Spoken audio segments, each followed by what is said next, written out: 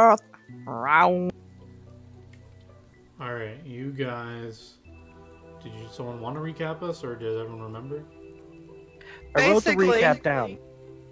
Yeah, basically last time, our intrepid ranger sensed a disturbance in the force, and we went and we found that Doucheface had tracked down our Dampier bro and his little shapeshifter girlfriend, and they were like torturing them and stuff, and we're like, well, look, my concern was that, you know, it looked like that Natalia had kind of a connection with the Dampier bro, and I was concerned that, you know, if they tortured him, maybe he might give up information about Natalia, you know, plus the fact that we didn't want them to die, so we intervened. We were outnumbered a lot, but we were holding our own. We were a little concerned about the numbers and everything. It got a little spoopy, but fortunately, Hildeskarn, who is, oh god, what's your name? Saska. Saska's, Saska's mentor. Sasuke. Showed up, and he helped us. He's OP AF, and he just basically... Yeah, I would like to know, what level is he? I am just curious here. 20. God damn! Alright, that's why he was so fucking OP. I'm like, how is this dude getting 3 attacks while he's moving, and then attacking more? Like, what the fuck? So Hildeskarn goes all Super Saiyan on them, and Saska and Hildeskarn, they execute Doucheface, and Natalia takes care of the other one, and unfortunately, Ava, the shapeshifter, died, and that made Jack very sad. But basically, that was what we did last time, and then sort of, you know, after game, we just sort of made it to where that, you know, we had arrived back in Frontera, and that's where we're at. Okay, I'm gonna retcon a little bit. You're not actually in the city yet, because there's just some things I need to clarify with everybody first. Wow. One is with Jaeger. That thing you wrote, are we saying that this is a message you wrote alongside the first message you sent him, or did you send this like separately? I have this. I have not sent this to him at all. Okay, so he doesn't know anything about this yet? Okay. That is correct. It is a message, and it's written on me, so if we get accosted by Arendelle 2.0, the message is on. Okay. And I assume you are heading to the back side of the city to enter through that way you found out so you can cast spells? Yes, absolutely. Okay. Okay. I don't know about that yet. Also, we told him, if you remember, we told you that we found it, but we said we'd have to show you later because we met up with you as we were going to the mine. Okay. So just the bare bones, there's evidently a back way into the city that doesn't put you under whatever gas the regular gates put and you under, you can cast. That's how Jet is able to cast, is we followed him. He goes outside the city, he makes like this little winding circle, goes past the nymph who probably blinded him, and then and then there's like a door. The last time we went through, we had to like brute force it, but I've made like sort of a cursory arcane mark that looked like the lock rune or whatever, and so that it's not immediately obvious that, you know, we've gone through. And also, in exchange for the information of how to do this, we had to tell a kind of shady guy how to do this as well. So that was a thing. He's the one that got our card. Fucked it up for all of us. Right. Yeah. So. Yeah. So I'm gonna say that you guys, like the end of last session, you guys got basically to that area, and just to clarify, that area, the reason you, because I just noticed what Jaeger said, the reason you can't cast spells is there's a giant wall of like a magical wall around the city. Yeah, it's like a giant magical wall barrier, and at this specific location, the barrier is like thinner / almost non-existent in a very small spot. Right. So you can walk through right there, you get on the other side of the barrier without passing through the barrier, so the like magic dampening effect doesn't actually like touch you. Right. Okay, so now I'm gonna say it's so it's like kind of rainy. It's like late afternoon when you're at the city. So you're at like the end, like the entrance, about to go in, and I need everyone to make me a will save. And let me know, no! and let me know any bonuses you have that are applicable to will saves. Like if they against certain types of spells. Enchantment. Yeah. Okay. So if it's an enchantment, you have bonus. I have +2 saving throw versus enchantment spells and effects. Oh, fuck. So yeah, Sorry, looking to see if I have anything else. I don't think so. Yeah, so just let me know your roll is without those bonuses, right? Ooh, okay. Oh god. Oh man, me and Saska gonna get fucked up. You guys are screwed. No one has passed the save yet. Okay. Oh shit! We're all screwed. Oh no! Uh-oh. Oh, I thought only one person would get this at least, but you all get it, I guess. Okay. Uh-oh. So as you're, it's fine. It's not that bad. So Escanor says, I'm looking at his thing. Is your bonuses baked in, Escanor? Nope. Okay, so he gets a +2. Yeah, but that would still Wait, put +2 from what? will saves To all again. will saves. Just from the Iron Will feat gives you a +2 to all. So that's a So he would 16? have gotten a 16. Yeah. Oh, that doesn't matter. Yeah, I was gonna say I made a 17. I was like, yeah. Wait, Shiraza, you don't have any bonuses on that 17 either, or no? No bonuses. The only And time in fact, a that- -5 if it's an emotional effect. Oh wait, Yeah. I fucked this up. Some of you did pass, but I didn't even do it yet, so it's fine. So wait, you get this. Okay, wait. So some of you did pass. Oh, okay. Shirazi and Escanor do pass. Ah, yes. Rip us. So as you guys are walking, excuse me, I'm Wait, gonna attempt to do some voice acting here. So as Escanor and Shiraza, you're kind of like heading towards like the entrance to go into the city. But Natalia and Saska, you guys hear a whisper in your ears. I'm just gonna say it. You guys can. Escanor and Shiraze will make me a perception check to try and overhear what is going to be being said. The DC is 25. Because it's a whisper. Okay. Sent you something in Discord, thought you'd like it. That was for you, John. Not game breaking, so you can ignore it. Cool, thanks. I will favorite that. Okay, so apologize my shitty voice acting, but I'm gonna try. So no one overhears this, but I guess they can say something to you afterwards. But so Natalia and Saska, you will hear. Turn away from your current goals or face doom. You can reply. Okay, Saska's just gonna look around. Does it look like anyone else heard that? No, in fact, he just looks around and says, anyone else hear that? What current goals? So give me a spellcraft check for Saska and Natalia.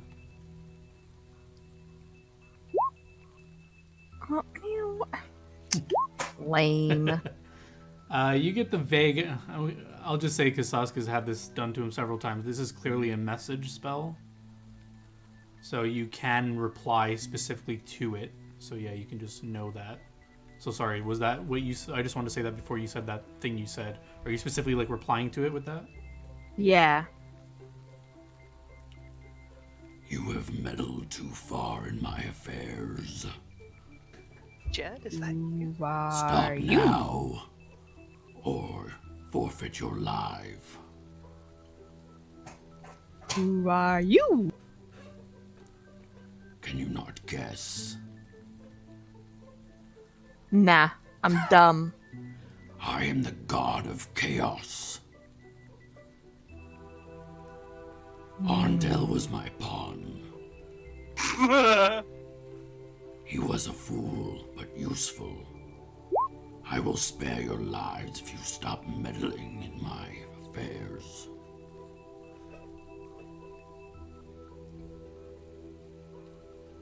I look at Natalia and I say, keep going.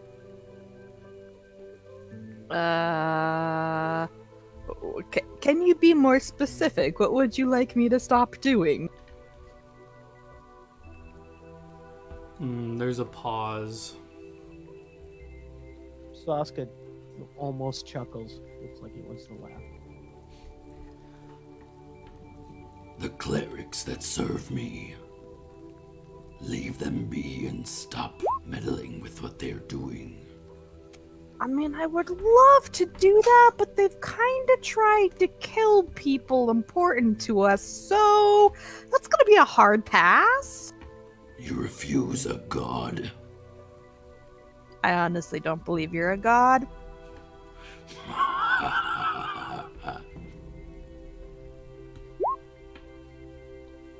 You sacrificed your life then, and all those hold you close to you. Pray that we do not meet. And the spell, like, you can tell the spell's like starting to fade unless you like say something quickly, I guess. Get fucked, bro! You actually say it. What? I look at Natalia and I say, why would a god need to threaten us? Yeah, like I said, I'm pretty sure it's not a god. Alright, yeah, the spell's like completely dissipated. So yeah, you guys can go in the city now. If you want. Alright. You guys can... So just for the record, Escanor and Shiraze, you did not hear any of that, so you could have just heard like maybe Natalia and Saska replies that they were saying. Can you see the chat? Yeah. What do you mean? That was our interaction. Oh, okay. Sorry. Yeah, I see that. Okay. So yeah. I look at them and I explain, do you remember when I was getting, I told you that I was getting whispers in my head from Arendelle? I think we just got one from whoever's running the show, telling us to stop meddling in his affairs. He Leave the claimed to clerics be- alone. I told Yeah, him that was he a hard claimed- pass. So hold He on. claimed to be the god of chaos, and the clerics are his minions. Yeah. So sorry. I just don't know how well you guys know the spell message. There's no will save involved in that. So the will save you would all have felt. Well, Shiraze and Escanor don't feel this, but when you guys, you felt like something trying to probe you, but Natalia and Saska actually felt like someone is watching you still at this moment. You feel like you're being watched. You get that feeling. Mm-hmm. So, hearing the message, Shiraze shrugs and she's like, yeah, well, it's not really easy when they keep trying to kill us. I mean, what are we supposed to do? Just be like, oh yeah, let kill us. Sure, go ahead for it. Go. The problem I have with this whole thing is a god wouldn't ask. A god wouldn't threaten. He would just do it. Did it sound like Jed at all? Just curious. Very deep. Sounded guttural. like an orc. I just kind of I don't know. Actually, do orcs speak common? They could, right? Yeah, they could. Kind of, just not necessarily whispering, but just kind of mouth. I've never fought a god. Also, if this is out of character, Saska is planning to propose something to the prince, Mm-hmm. and he doesn't want to speak for all of you. I will read you the letter, or you could just go read it. It's probably easier if you just go. It's in the Maldonia channel in my room. Yeah, so you guys. I thought I would pass that to you because I would have discussed this with Yeah. all of you before just pulling this out of my ass when we go talk to the prince. And also, this is again out of character. Do we want to catch up on things? Like, I know we have some loot to sell, et cetera, or do we want to go directly to the prince right away? Haven't you sold the loot? I thought I let you do that like in between. Yeah, I thought we sold it. I don't know. Okay. Then everyone needs to add 100 or 1,083 gold pieces to their character sheet and 50 silver. Sorry, 5 silver. Yeah, I would just rather not waste time like buying and selling stuff. So if you want to buy and sell, just we'll do it in between stuff. Yeah, I think I already added that because I currently have like 1,200 gold pieces, so I'm pretty sure I already added that to my character sheet. Yeah, same. I condensed all mine. Okay. Yep. And I did ask a question of you, John, when you get a chance to take a look at that. Was that the cloak thing? No. Earlier than that. I don't want to waste valuable game time, so we can get back. Yeah. Can you just paste it into me? Oh, is it just right? Our last the last. No, PM if we're thing? keeping the mithril. First of all, guys, are we keeping the mithril? Oh right, yeah. Figure that And out. selling it? Well, I thought you guys wanted to like show it to Jay or whoever the fuck, and Okay. then see if Jay. Yeah, I get them confused. My brain doesn't function. Same person, Okay. really. Damn it! Why'd they both have to be J names? God, Hell there's yeah. too many J names to keep So, straight. okay, so if Yeah, we're gonna I keep the mean- mithril, I'm gonna buy something with my share of it before we leave. Before we leave town again. Okay, and it's gonna be a hefty purchase. That's what I asked John. It's about buying like Oh. literally work of mithril chainmail. Well, yeah. So I wanted to just straight up go sell it, but I think you guys were thinking like show it to Jay as proof of our story and everything, and then see. But it's Well, probably gonna Saska's torn on that issue. Saska's torn in the fact that he does want to, show it to Jay as proof, but he's afraid that Jay's going to say, "Oh, well, I want that." It's like, no, I want it. He doesn't want to be greedy, but So why don't we? Sorry, just not to interrupt, but you guys did know. I think Hildeskarn, or maybe I missed telling you guys, but I'm pretty sure someone told you about like people have the ability to share memories, so you don't need like any physical True. proof of anything. Yeah. Fucking sell him this shit, man. Yeah, let's just sell it. that's I fine. So let's divvy up that gold before we go see Jay. How much did you say it was worth, John? Well, it's 20 pounds of mithril. I don't know how much a pound of mithril is worth, but it's Yeah, I 20 have this pounds somewhere. ore of mithril. Give me a second. But Because yeah, I found Mithril? varying. yeah. So I just found a site because I'm using jewels for some coins and stuff. So I just found a site that gave me like a standard measurement for them. And whatever, fuck it, it's my world, so this is what it's worth. So mithril is 25,000 gold pieces per pound. No, 2,500. No, okay, I was gonna say Okay, that. I was That's how. like, No, that's I'd like your first estimate. 2,500 So that GP per means pound. it's 50,000 worth, but like other things, are we going to get half price or? I don't know how, because like it's different to sell like a piece of ore to someone versus. Yeah, I'll like, give you weapons. 75% of it. Or an alternative is you could use the ore to craft mithril items if you want. Well, I mean, 75% of it would be 37,500, which would basically be 9,375 gold pieces each. Sure. Do we want to try to Can we craft just go? with it or just Could sell we just go 10k each then? it? That would be like massively rounding up. Oh, I'm sorry. I thought you said 9,700 or something like that. 9,375. Okay, I'm just gonna add that to my character sheet. All right. I'm good with that. I will add that to my character. Oh, stupid character sheet. Stupid character sheet.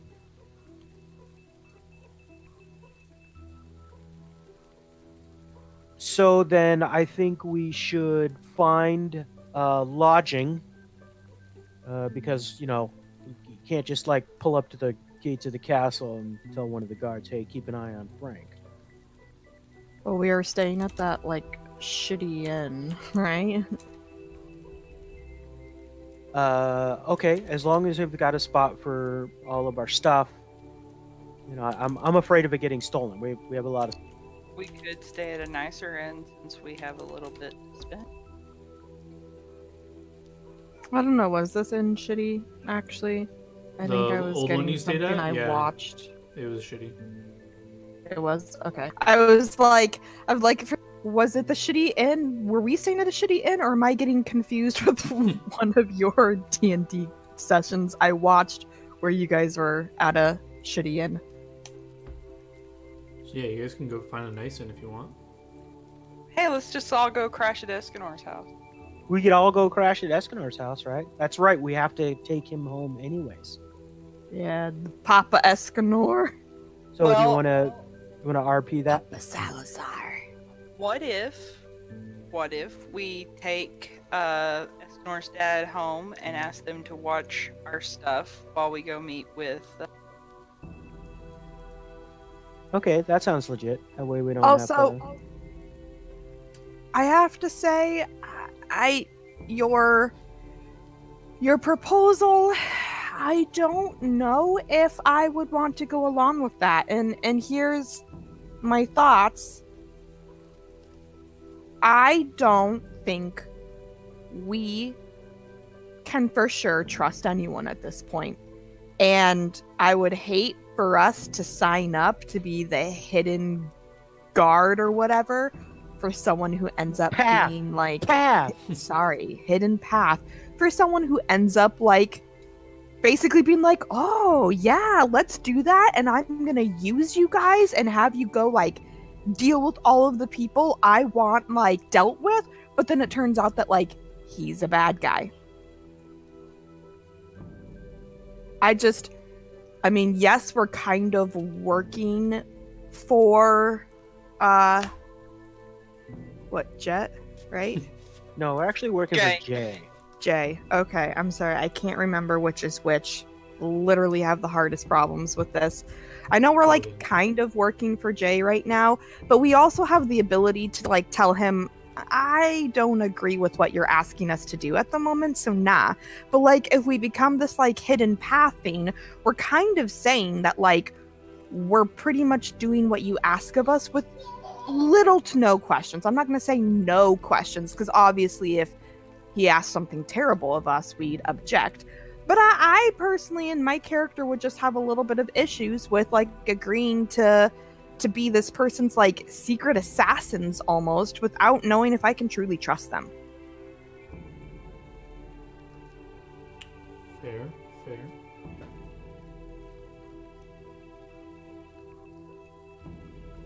So wait, are you guys debating about this now, or do you want to do something? Or do you want to go somewhere?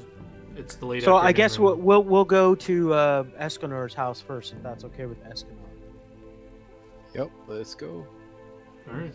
Sure, Mom will be thrilled to see Dad finally. You might get a little sibling out of it. Jesus. You mean to save? So yeah, you guys can make your way to Escanor's house. Yeah, when you get there, you'll notice that it's been repaired from the damage that was done to it. There was not much damage, but there was, I think, like some doors were broken and stuff like that, and there was blood. But that's not there anymore. It's all cleaned up, and yeah, everyone's there. There is a beautiful embrace between your father and mother that are reunited. She looks very worried when she sees him. He's still very thin and kind of his eyes are different than they were before. He kind of seems different, like off a bit, but for the most part, he's happy to be alive. And yeah, was there anything specific you guys wanted to do while you were here? Escanor should introduce Natalia to his mom. What? Why? You got super pissed last time. Just you know, we'd like to store our wagon and Frank. Yeah, they have because we have to go. They're We have to go see the. Yeah. Sorry, I was just gonna say that they're fairly wealthy family, so they have like a side shed kind of area you can store your stuff there if you want. Yeah, so I tell my mother there that we're gonna leave our belongings here for the time being, so that we can go and seek audience with them. Your father insists on coming with you as well. He insists that he needs to report on what he's seen and stuff at the mine. What does a father sound like? Does he sound like that voice from earlier? He does not sound like that voice from earlier. Okay, good. He was with you. He was just standing there whispering to you guys. You didn't notice? Right? It was ventriloquism. Yeah, you're pretty sure it was not him. I mean, I'm not gonna disagree with him. I know that he has to fulfill his duty and explain his story to them as well. Yeah. All right, you guys. So I guess out of character, I mean, we're having this conversation, but you know, I didn't think, this is to Whitney, I didn't think your character was going to want to be part of this, but not for that reason. I thought she has her own agenda. Well, she does. And Right, I that's, know. like, part of it, but also part of it is, I mean, me out of character looking in on the campaign is like, yeah, I don't trust anyone, and in character, my character doesn't trust anyone. So she's gonna have the mindset of, like, she knows she has to play along with certain things to get to where she needs to eventually go. But playing along and, like, heeding this prince and doing some shit for him and trying to help him figure out what's going on is one thing. But, like, agreeing to be, like, part of, like, in a guild and, like, one of his hidden guards in this guild, that's, like, another level of, like, I don't want to say, like, devotion, but, like, a level of, like, what's the word when you're basically, yeah, like a level of fealty that she's not given anyone. Like, she comes from a place where she's rival to be the it all be all in charge. Like, she's not given fealty to no one. Like, you know, she does things that she knows she has to do to get where she needs and wants to be. But that's very different from being like, yes, I serve you. Like, that's she ain't serving no one but herself. Also, just want to interject here. I don't know if this would bug Natalia at all, but your ancestor actually gave, this was supposed to be your kingdom, but she surrendered it when, I don't know if you remember, when people thought like the gods were on the ancestor, the Volpe. When they thought that it was like a shoo-in that she would basically die if she battled him, so she just like gave it up and was like, so okay, I don't know fine, if whatever, Natalia you is can have salty it. about any of that at all either. What about Escanor and Shirazé? Are they, what are their opinions? Well, as it stands now, I'm going to do anything Natalia wants. Whoa, why? I made a note to her. Did you? I don't remember. As far as Shirazé goes, you know, she's not, I mean, she wouldn't be quite sure about guard duty. Like, well, he didn't propose a guard duty. Sorry, people keep saying guard duty. He proposed like being in an organization that operates like basically what Arndale was trying to do, like be an organization that looks out for the whole realm, kind of thing. Like if there's like trouble in the fucking whatever place, like you would go there and try and solve it, like no matter what kind of thing. I think that's what he was getting at. Yeah, so here is the key sentence to that, okay? My problem with what I read said with you leading, which means not me. That this No, I know. With you leading, giving it to the Volpe, which is where I have a problem, because that's basically saying that I'm serving him, and that's not gonna happen. Like, I don't necessarily have a problem with seeing the benefit of maybe there being some kind of secret group of people that tries to keep peace between all of the realms to an extent, because I do feel like she kind of has notions of like things were taken from her people and wrongs need to be righted and things need to be, a little different. But in the grand scheme of things, having peace between the different realms and people and things would, eventually be ideal, because she could have a hand in stopping people like this who are fucking like vampire hunters for no damn good reason. But the problem is I would not serve under any particular person living right now. She will not serve anyone, so I would not be cool with him being in charge, partially because, one, I just do not want to serve anyone, and two, I don't know who is actually trustworthy. And it is totally plausible that there are, people within, the king or one of the princes. They could be like doing shady shit. We don't know. Just because he comes to us and seems all good and honorable and asking us to figure out what's going on and like seems legit, that doesn't mean that it's all just a show for some reason. Maybe he is legit. Maybe he's faking it and he's got shady purposes. I don't know, which is another reason why I will not follow him. All right. So Shiraze, Shiraze just wants to kind of be with her friends. Like, she kind of sees everybody in the group right now as her friend. So she's just wanting to follow, like, her friends, whatever that might mean. Mm-hmm.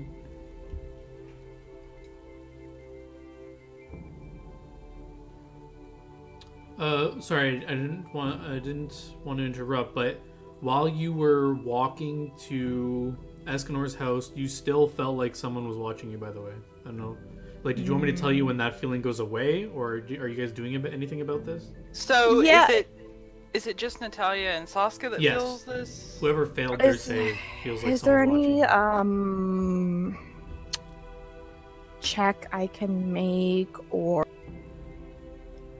basically if I still feel it, I would want to do something to try to figure out if I can tell who or what or how, or like, Knowledge Arcana. You can tell someone is scrying on you.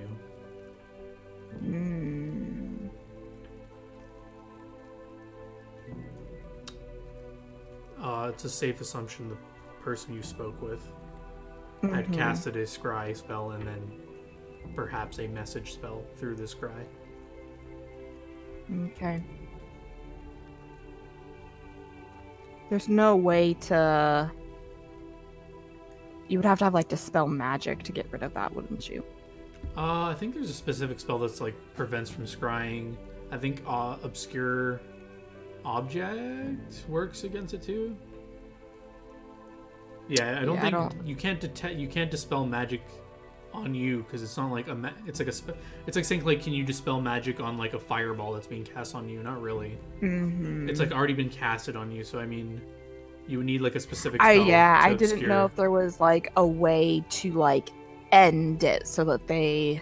Because obviously, like, it's an ongoing type thing. They're, like, currently still, like, scrying and watching. I was trying to think if there would be a way to, like, end it, like, end the link so they no longer can watch. But I was thinking it would have to be something like Dispel Magic, because I believe Dispel Magic can dispel ongoing magical effects on you. But maybe it could. I don't really know. I don't think any party has the ability to do that yet, so it's kind of like a moot point regardless. No, I don't think I do. Maybe if you walk through the wall. No, I mean, it's not even a wall thing. It's but regardless, you feel the effect dissipating once you're, like, at Escanor's house. Okay. So that was approximately, like, half an hour to get to his house. You feel it start, like, fading away. The feeling of being watched. I just want to make that clear. Okay. Yeah, sorry, go on. Did you guys want to go to the king now, or did you want to It's like late afternoon, so it's not like super unusual to go see him if you wanted. I think Saska wanted to say something. Nope, I'm good. All right, let's just go to the prince. Okay. So 20-30 minutes later, with Escanor's father in tow, you are at the gates, and you can wait for a guard to come over. He comes over and he says, "Yeah, how can I help you guys? What do you guys want?" Which one of us has the coin? I believe you still have it, unless you gave it to someone. Okay, I will tell the guard that we'd like to speak to Prince J, and I will show him the coin. That's on your character sheet, right? I believe so. I just want to make sure it's on someone's character sheet so you don't like lose it. If it's not, can you add it now? So make sure. I'm gonna go grab the baby and just bring her back to the living room real fast. Sorry. Yeah.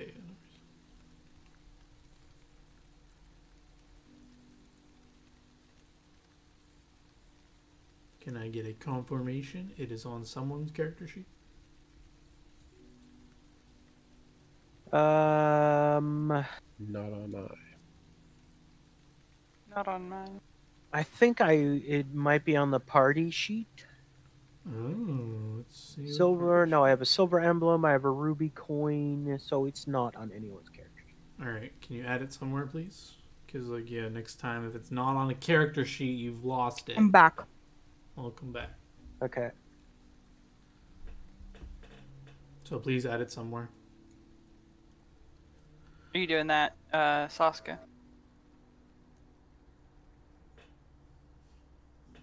Yep. Okay, yeah. You present the coin, and he asks to give him a few minutes while he goes, like, confirms, like, the prince is available to take people in or whatever. And within, like, 10 minutes, he comes back, and he will say, the prince definitely wants to meet with you, but he wants you to meet with everyone, the king included. Oh. Dun dun dun. What the fuck? All right. Hey.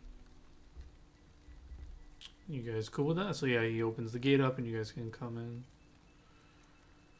Oh, bring it. We've not done anything wrong. We've, if anything, helped the kingdom. Where is... Here is this map.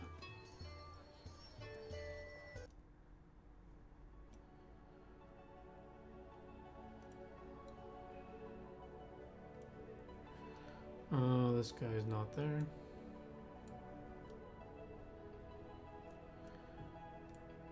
Okay, yeah, you guys can be escorted in. You can move your characters in if you want. They tell you to, like, come in the center of the room there.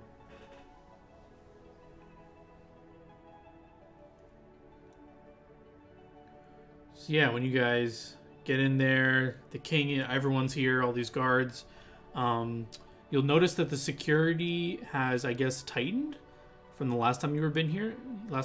Because this is the amount of guards that were here during, like, after the assassination time, but there's still, like, the same amount of guards here, so it looks like this is like the new regular kind of thing here, perhaps. So it looks like security has been tightened around here. And the king will say, as he sees you guys come in, my personal heroes, back from the mines. Tell me what has gone on there. I look to Escanor's dad and see if he wants to start.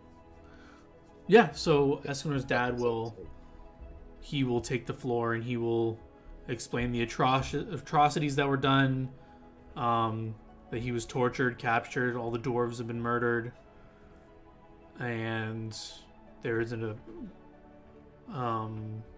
it seemed like there was a plan to frame Prontera for their deaths and start a war with the dwarves.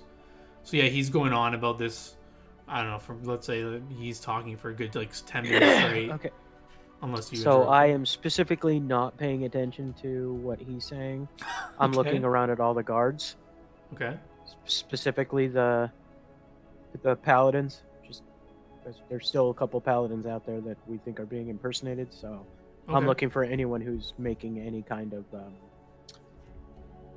I don't know. The paladin turns and charges Escanor. Anybody. Okay, I'm ready. Perfect armor. I'll Give me a perception actually, check. I was actually thinking the same thing. The imperfect armor. Yeah, you can.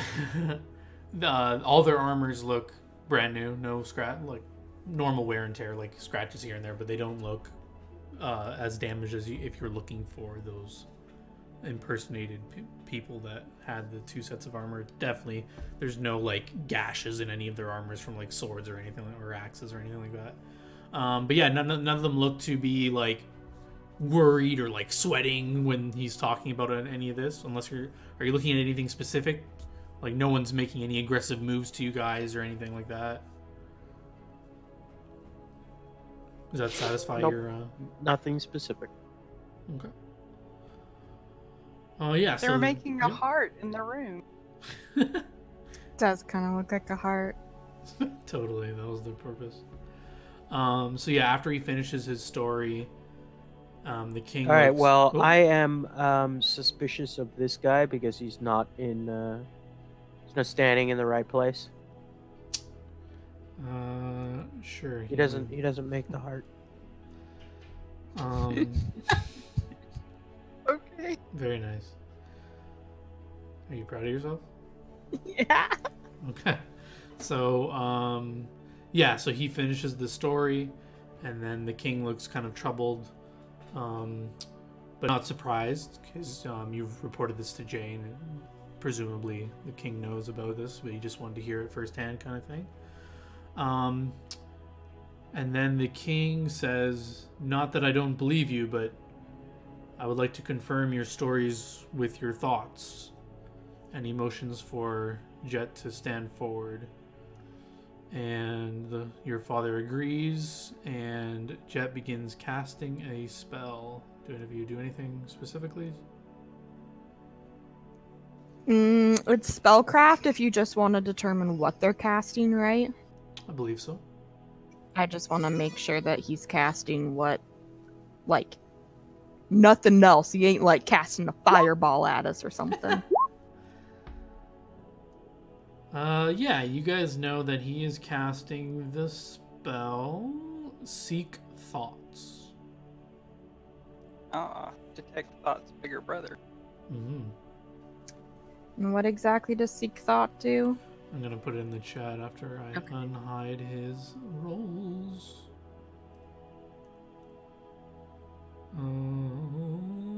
Where is the spell? Here we go.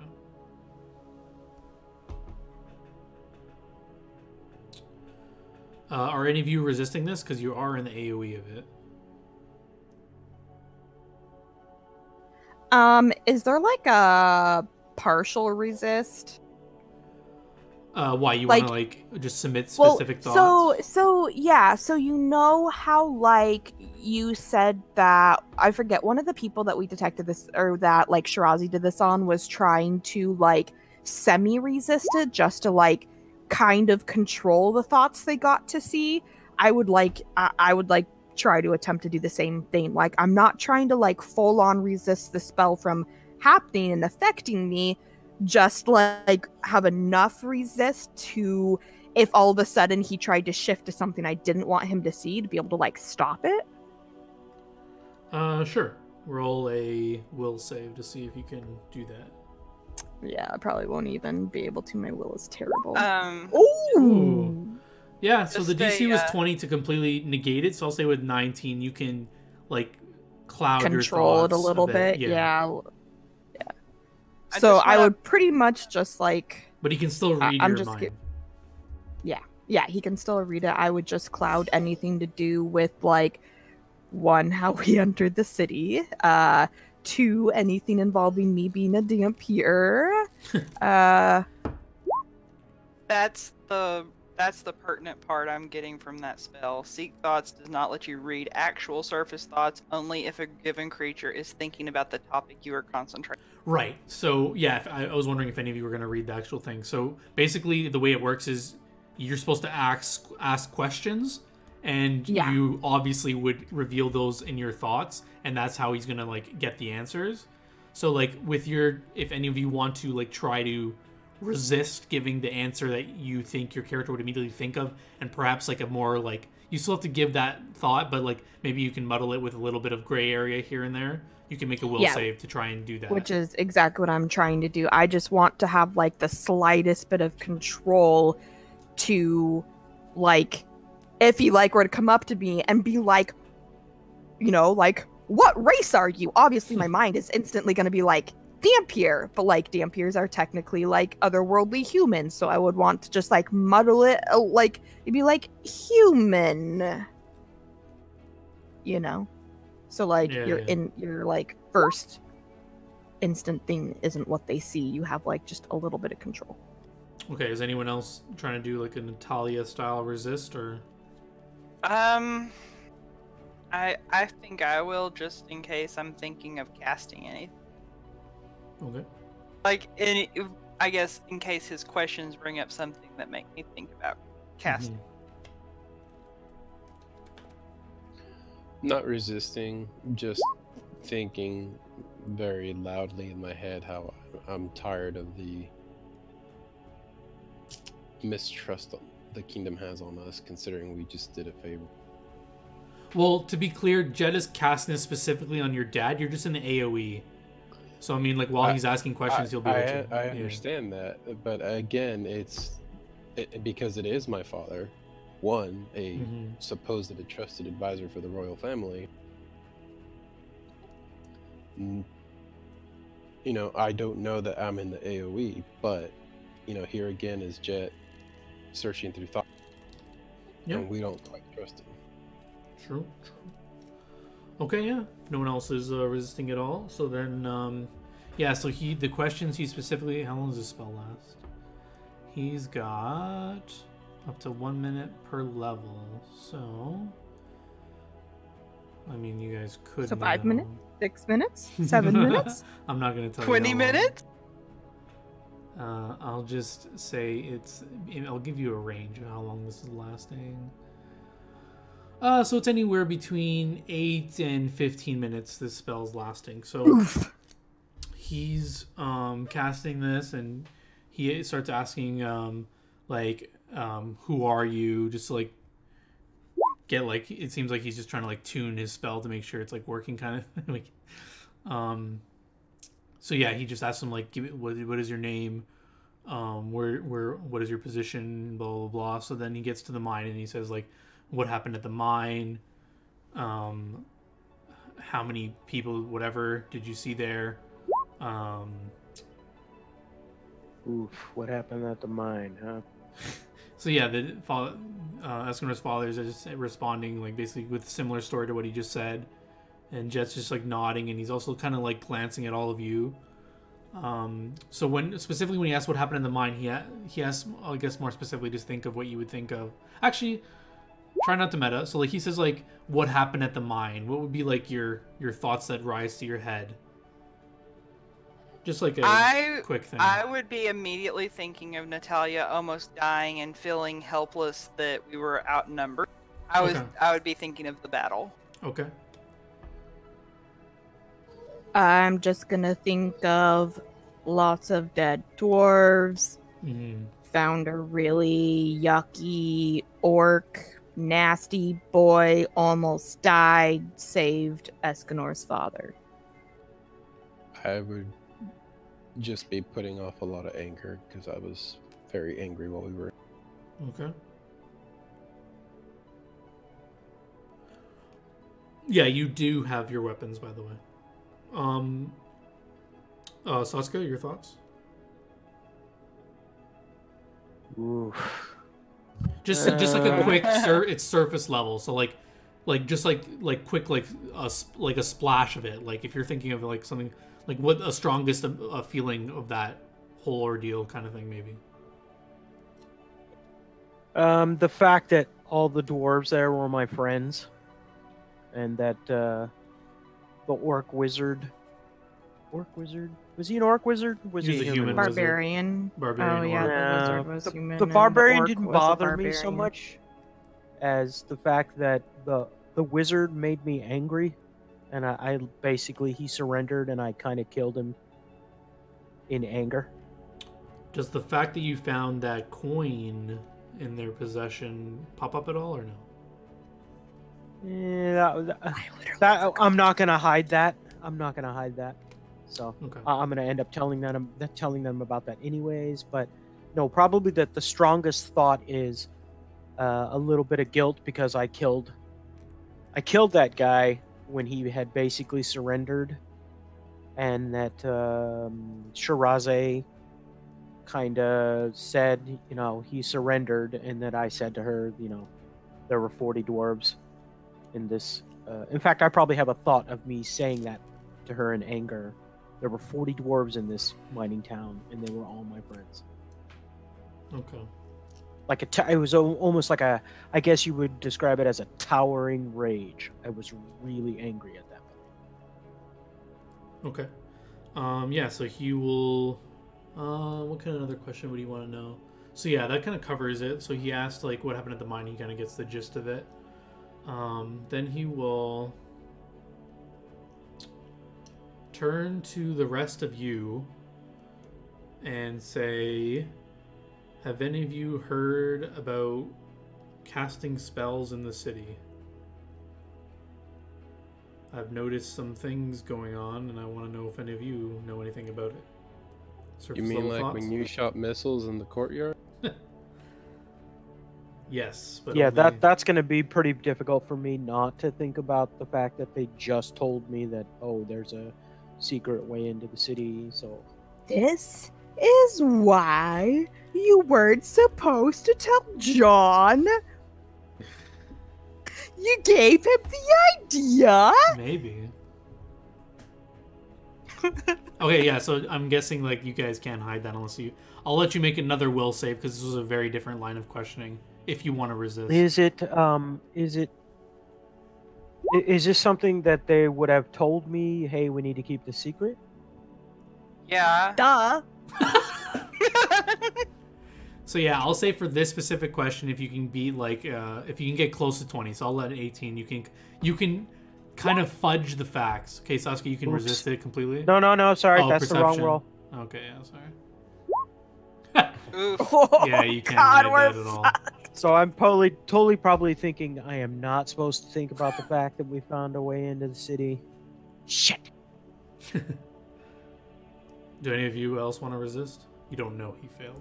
I mean, I already made my will save, right? I don't have to make another one. No, I'm saying because it's a different line of questioning, so like circumstances have kind of changed. So I'll make you another will save if you want to, like, completely ignore it, but you can use your other will save if you want to just kind of like fudge in the blanks, because you still you didn't pass the save, so you still have to reveal some of it, but you can like you know what I mean, like get away with like kind of telling the truth, but not really, kind of thing. Like, you can be like, maybe one could have found a way in or something like that, instead of like he knows exactly that you know. I mean, we could be thinking of the rat guy and be like, yeah, we know of somebody that says... Yeah, that's what was my thoughts were gonna be, is I was just gonna think of that the guy who like whispered us over and was like talking about like knowing how to get, or like hearing the whispers of how to get in, but then not reveal us like, going on what he said, but just that he was like whispering about it, Okay, yeah, you can do that with your will save. Yep. I mean, not to meta, but Shiraze, you could fuddle the answer a bit, so I don't know if you're thinking of the exact same thing per chance, but... Yeah, so for me, muddling the answer, I probably would have thought of that guy. Okay. And I also might have been thinking, I've got a bunch of wands on me, so, maybe like casting in the city, and then thinking, do wands work? Okay. And then, sorry, Escanor, are you resisting this at all, or no? I guess I better. I mean, you don't have to if you don't want to. You don't even cast, dude. You're like, why would I care about casting in this city? I'm a fighter. I beat things up. Honestly, I'd mostly be either thinking of the rat guy and him when he was. Yeah. Did you make a will save? Because like basically, I'm letting you. You said I didn't have to. No, you if don't you have want to if you don't want try to. to like muddle the thoughts and like not Ooh, like you can resist it completely. Yeah, I'm pretty sure there's no way I can beat my 19. I would have to roll a 19 or a nat 20.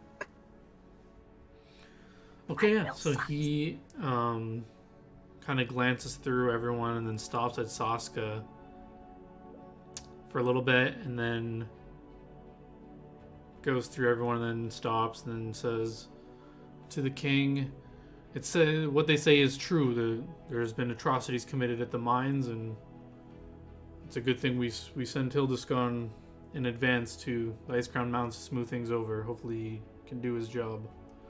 And he'll go back here.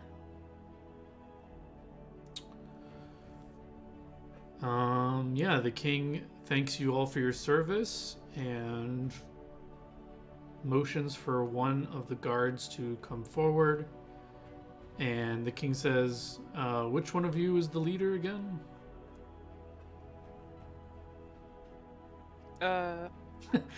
Everyone's just awkwardly staring at each other.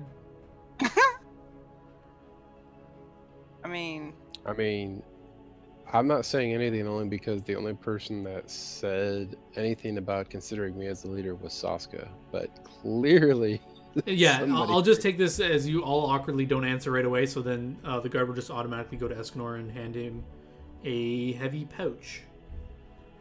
And if you like look into it eventually, you can just write on your character sheet. It's 300 gold pieces in it. And the king says, yes, thank you. We're dealing with this, and the realm thanks you for your service, and he will dismiss you. Jay will kind of look at Natalia being fidgety, and then he looks at Sasuke and kind of gives him like he shifts his head, kind of pointing to that room you guys met him with last time. Kind of indicating like meet me there. Yeah. Okay. These guys will let you enter if you come here. And then yeah, so then you guys are allowed to leave and Jay will go with you guys over here.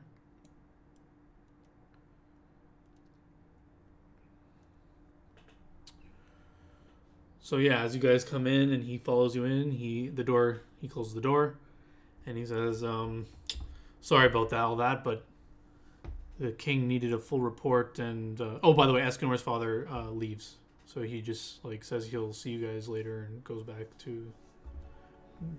basically back to the house. So anyways, okay. So yeah, you guys come in here, you close the door. So yeah, Jay apologizes for all that and just says like the king needed a full report and we needed to confirm the story, but we already believed you pretty much because we had sent Hildescarn to the Ice Crown Mountains to smooth things over with the dwarves. Hopefully they're waiting to hear back from him to see how that goes, and then hopefully a war has been averted. So he thanks you again and then asks if there's anything specifically you needed to talk to him about. So I'll step forward. I'm imagining there's like a little desk between us, and Yeah, I will drop there the two ruby coins down on the desk. We found these, and not only that, but as we were coming back into the city, I believe we were scryed and warned to stay away from whatever it is that's going on by someone who claimed to be the god of chaos and to leave his clerics alone. I think we got big problems. His eyes widen and he looks fairly shocked and he looks at all of you and says, you all heard this voice? I know I heard it, and I'm pretty sure Natalia heard it. I just kind of shrug. I'm like, I didn't hear it. You think there's a reason this supposed god only spoke to you two? And he looks at No, we failed our will saves.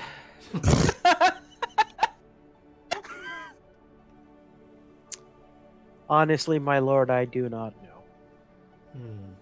That's troubling indeed.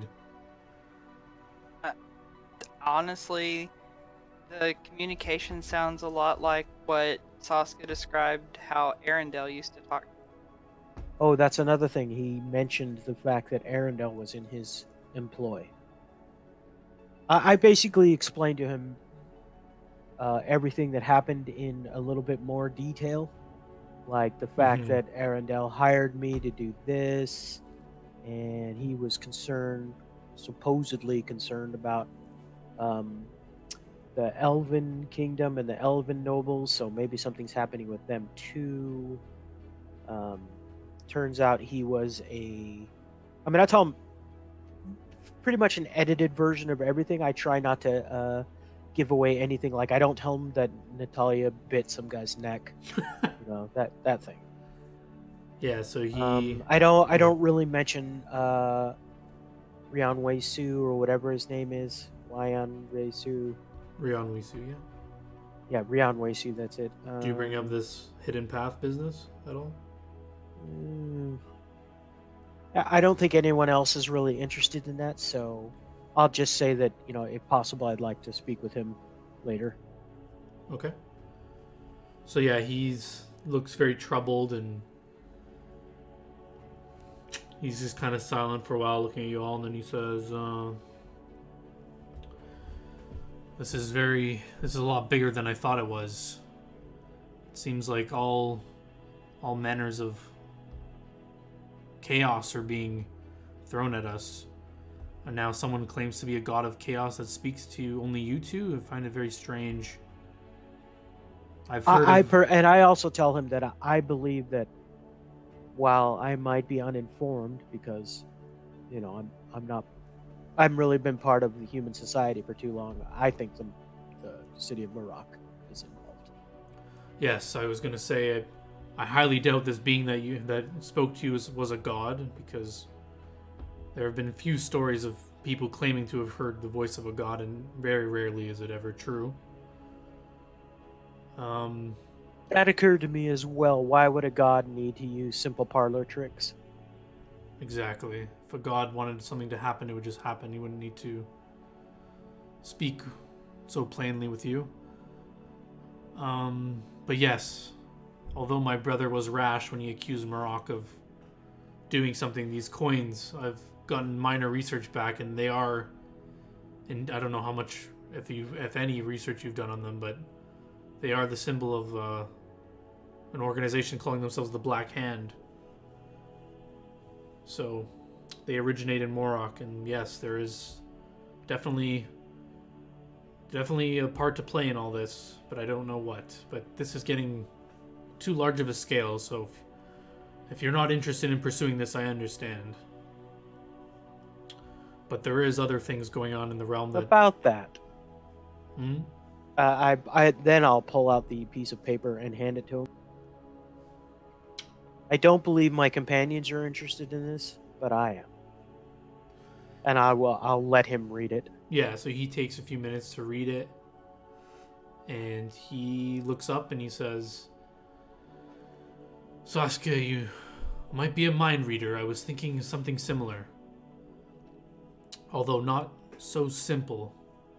I believe there's much more going on, and I don't think that I myself can lead such a force to remedy it. However, I do have a task if you're interested, and he looks at all of you, regarding something similar to this. So Shiraze just sort of nods to indicate that she's listening.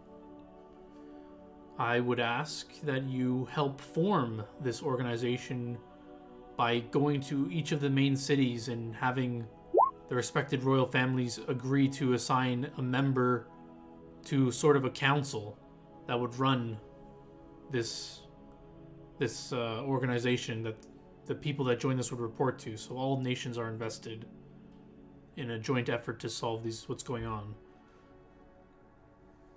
That's an interesting idea. I ask him, are you interested in feedback on this idea, or is this just something you want to have now? No, of course, I'm open to hearing The problem you. I have with that, my lord, is I'm not by nature a very trusting person, and I don't know any of these people that you're going to have me talk to. And it takes a lot of resources to organize a, you know, countrywide rebellion of sorts, and one of these people is going to be behind it. There's no rebellion, and I'm just saying you cut me off earlier, but there are troubles that reach us from Geffen as well. There's Geffen? some nearby towns are being reported increased activity from orcs and goblins attacks on the road. And What of the school in Geffen? Have you heard anything about that? the city of Geffen stands strong. Nothing ill has happened in Geffen, of course. They're a powerful nation of wizards and spellcasters. But the nearby cities are not so lucky, and we've been getting reports of, like I said, increased attacks. It's very unusual. It seemed like a lot of the ogres and orcs that inhabited the mountains nearby seem to be fleeing from the mountain for some reason, or invading. Either way, there's an increased population of these creatures that are openly attacking travelers on the roads, and the nearby cities to the mountains are reporting daily attacks on them. It's very troubling. So what do you propose? Like I said, I think there needs to be a meeting of minds of all the cities to contribute resources to solving what's going on. Something clearly is happening, and I don't know if it's all connected, but it's worth investigating. And what would you have of me? Well, it's too much to ask of one person, but if all of you are willing, I would like to help set up this organization that values the realm above a single kingdom. I would be more than willing to do that, especially if there's travel involved. Out of curiosity, what all kingdoms are you asking to be a part of this? Well, all of them. Humor me and list them. So he unfolds a map of the world. I'll just bring you guys to the world map. So he unfolds this map and he kind of points a hand on the map to Geffen, and he says, our closest ally Geffen would of course be on the list. And then he brings his hand to the Iceground Mountains and he says, assuming the dwarves don't declare war on us for what happened at the mines, they would definitely be on the list. And then his hand moves over to Payon, and he says, of course, Payon has always been a close neighbor to us, and we've worked on things with them. Those are the main ones that I'm pretty sure I can count on them helping. But of course, I would want to send word to... Well, one, I want to find out what's going on in Morocco. We haven't really heard from them in a while, besides trade here and there. So is this map like... I'm basically saying I don't even think I can see Morocco on my map. So am I seeing things on this map that would basically clear up more area on my personal map of what I can see? Yeah, good question. So yeah, I will reveal where Morocco is now because he shows you a map with it on the map. So let's see if I can do this without fucking...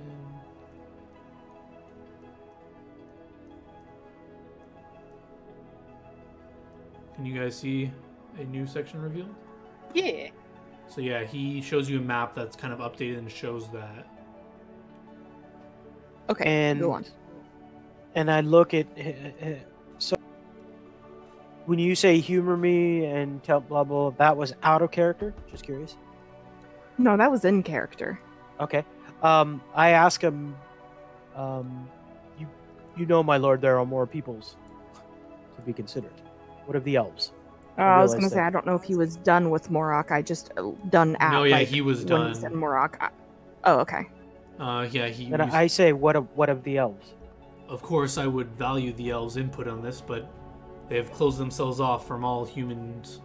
I haven't seen many elves come from. It's been years since we've even seen the elves. I've just known they've left to the north, and I have no idea where the Elven Kingdom even is. I don't imagine they would be so involved with affairs of the rest of us, since they've chosen not to get involved since now. Just something to think about. I know where they are, and if you're interested in involving them, I can at least try. Well, of course, if you know where they are and you think they'd be willing to listen, I would value an elf on the council would do wonders, of course. I grew up in Geffen, so I'm pretty sure I would have some... I'm not going to say sway, but, you know, I'm familiar with that area. And are we going to be keeping this organization secret from the general public? I believe it is apparent that it does remain a secret. It should be an organization formed by all the nations contributing resources, and their main goal should be to keep the peace in the entire realm. This may be too idealistic, but... Who's going to run it? That is the next question. We do need a leader. I would assume if a council is formed, they would elect one. Chosen by the majority of them, of people casting a vote to choose who would lead them.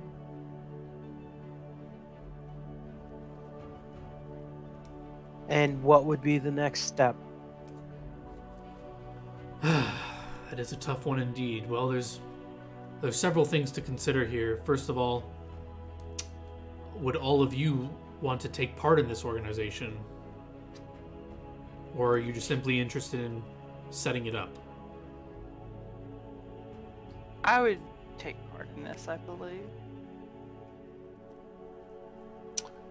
Well, considering I had the idea independently, I would definitely be interested. Although, to be honest, I'd have to meet the people on the council, because I'm not sure I could work for people that I don't trust. I've already had a problem with that. My takeaway is we're essentially choosing the council right now. Saska, I trust you immensely, and you've helped, and you had this idea, and you've done all these things. I would charge you with choosing the council and forming this organization, if you accept to do so. To be honest, I work better as someone else's minion. I need a quick second, sorry. Yeah, sure. Yeah, I tell the prince that. To be honest, my lord, I work better as someone else's minion. Perhaps the four of us could choose the council together. Sure. I didn't mean anything by. I just assumed Saska was in charge of your group. So yes, if you all together, I would charge you all to do this if you are agreeing to do so. However, I would have questions for you all before you leave. What questions would you ask of me? Natalia seems distracted, so I'll wait for her to pay attention. Anybody got meat? There's a meat vendor she likes. Oh, he was stoned to death the other day. Damn it! I'm just joking. He had some bad meat, yo. He was stoned to death so that he can't, like, buy her overpriced crap.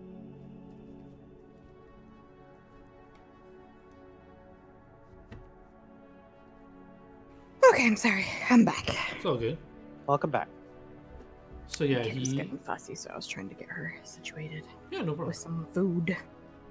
So yeah, he looks at you all and he says, if you are all in agreement to help choose representatives from each main power in the realm to be on this council, then I would only have some few questions for you, and... Ah, crap, hold on, sorry. No worries. I'm basically just warning you. I'm about to ask him how are we going to get an audience with the correct people? Yeah, he's going right. to. I mean, we're tell nobodies. You. He will tell you. Well, I mean, He'll tell you. Escanor's not a nobody, but I'm a nobody. Escanor's more like a D-list celebrity. Like, he's known in the city, but not like... It's not like everybody knows the deeds of Escanor. Whoa! I'm at least a B-list. Okay, sorry, my kid's being a pain in my butt. She like had a leg stuck, and I was trying to fix the leg, and of course she's just like not cooperating with me when I'm just trying to fix her little leg in her little walker so that it's not like stuck underneath. You good? Yes. Okay. So yeah, so he says, if you all agree to undergo this task, I'll just have some questions for you, and then I'll tell you how I think you should go about doing this. So I'll kind of like step forward and say, okay, so let me get this straight. We are choosing these people. Correct. We are helping you build this what did he call it? Council. Mhm. But we do not directly work for you, correct? Your phrasing is a bit odd, but yes, I wouldn't assume I would personally control this organization, is why I suggested there be a council formed. Of course, you are under my orders to form said council, if that's what you're asking. He looks at you questioning. Of course, it's not a direct order. I'm simply asking if you want to do this. I'm not ordering you to do it, but... Of course, I just want to be clear that by agreeing, I am not... I just want to be clear that by agreeing to help form this council for the betterment of the realm, I am not also agreeing to basically serve anyone in particular. But No. just in general, serving the well-being of the realm. That is the best way I would put it. In this task, you are serving the realm, not me. I will like bow my head a little bit and say, I can agree to that. He looks around. Is everyone else in agreement? I nod in agreement. I'll gladly I serve. agree. Excellent. Before I fill you in on the details how I think you should go about this, I want to make sure you're all committed to this task. He looks at Shiraze. The reason I ask this is your people are here. And from what I understand, you are to return home. So, at hearing this, Shiraze's ears kind of flatten back and she looks down and she says, "Why do you think I wanted a job that involved travel? I don't wish to return home. I'm definitely not wanting to marry someone I don't know. I would rather see the world and have an adventure, so, you know, I'm willing to help build this." Well, I'm glad to hear it, but I don't think your people will be. You will have to meet with them after this, I'm afraid, and we've made promises that we would give them an audience with you, but of course you do as you please. But I hope you stay fast in your resolve then. Thank you. So Saska frowns and he leans over and whispers to her, "You don't have to go with anyone you don't want." And then he turns to Escanor and he says, "Escanor, you've been a staple in Prontera for as long as I can remember. Are you sure you'd like to leave your roots? And I know your family was recently attacked, and are you okay with leaving them with us to protect, or how do you feel about you'll be on the road for a long time with this task?" I feel as though this would bring honor to my family, and quite frankly, I don't really fit in with them. My father and I don't always meet eye to eye as it is, and this seems like a generally good idea. It's good for the realm, and I would like to be part. I'm glad to hear it. And you, young lady, I actually don't know much about you. Can you maybe just tell me, like, what your purpose is being with these group of adventurers? Why are you here exactly? I think I heard word you were new to the city as well. She likes our meat. Oh god. She likes eating our meat. Oh my god, just stop. So I'll just like look at him and smile and be like, I traveled here from a long ways away with a general goal of betterment. He interrupts of... you. Far away from where, if you don't mind me asking? I prefer to keep my hometown a bit of a mystery.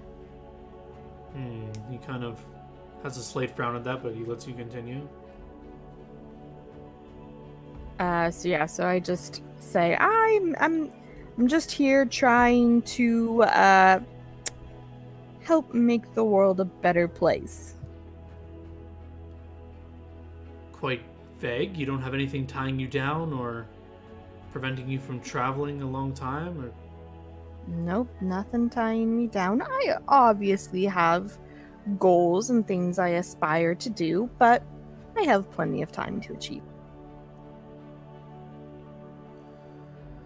He kind of thinks for a minute, aka I'm about to roll something. Sense motive, that's what he's doing. Yeah. I'm not lying. No, I know, but he's just trying to get a read on you. I just want to make sure yeah, I'm going to hide this roll because you shouldn't know how well he's reading you. I mean, if he's gonna sense motive me, I'm gonna bluff him just Okay, yeah. hide more if I can. Well, you're not lying though, right? So you don't need to I'm bluff. not lying, but at the same time, I would want to try to throw him off as much as I can. Okay, throw me a bluff. Or not necessarily throw him off, but give off an air of I'm like, You have like nothing else to you. yeah, like there's nothing interesting about me. I'm not up to, I'm fine. I'm not doing anything bad. I'm here to protect people. Whatever. All right, throw me a bluff. Ooh, okay, yeah. He kind of just looks dissatisfied with your answer, but kind of like doesn't seem to like not believe it, or doesn't seem to like be like angry or whatever. Like he just seems to accept it and just kind of not be super satisfied with it. And then he looks to Saska and he says, I know your resolve is true, but are you willing to take on this task as well? I just need to make sure I have your full support in doing this. Okay. Saska looks at him with a keen look and says, "Are you? Because you're going to be the first council member." He has a slight, like he's trying to hide smiling, but he smiles and he says, "Of course I would be honored to be part of the council. But perhaps you should make that decision with all of you and maybe in private after you talk it over.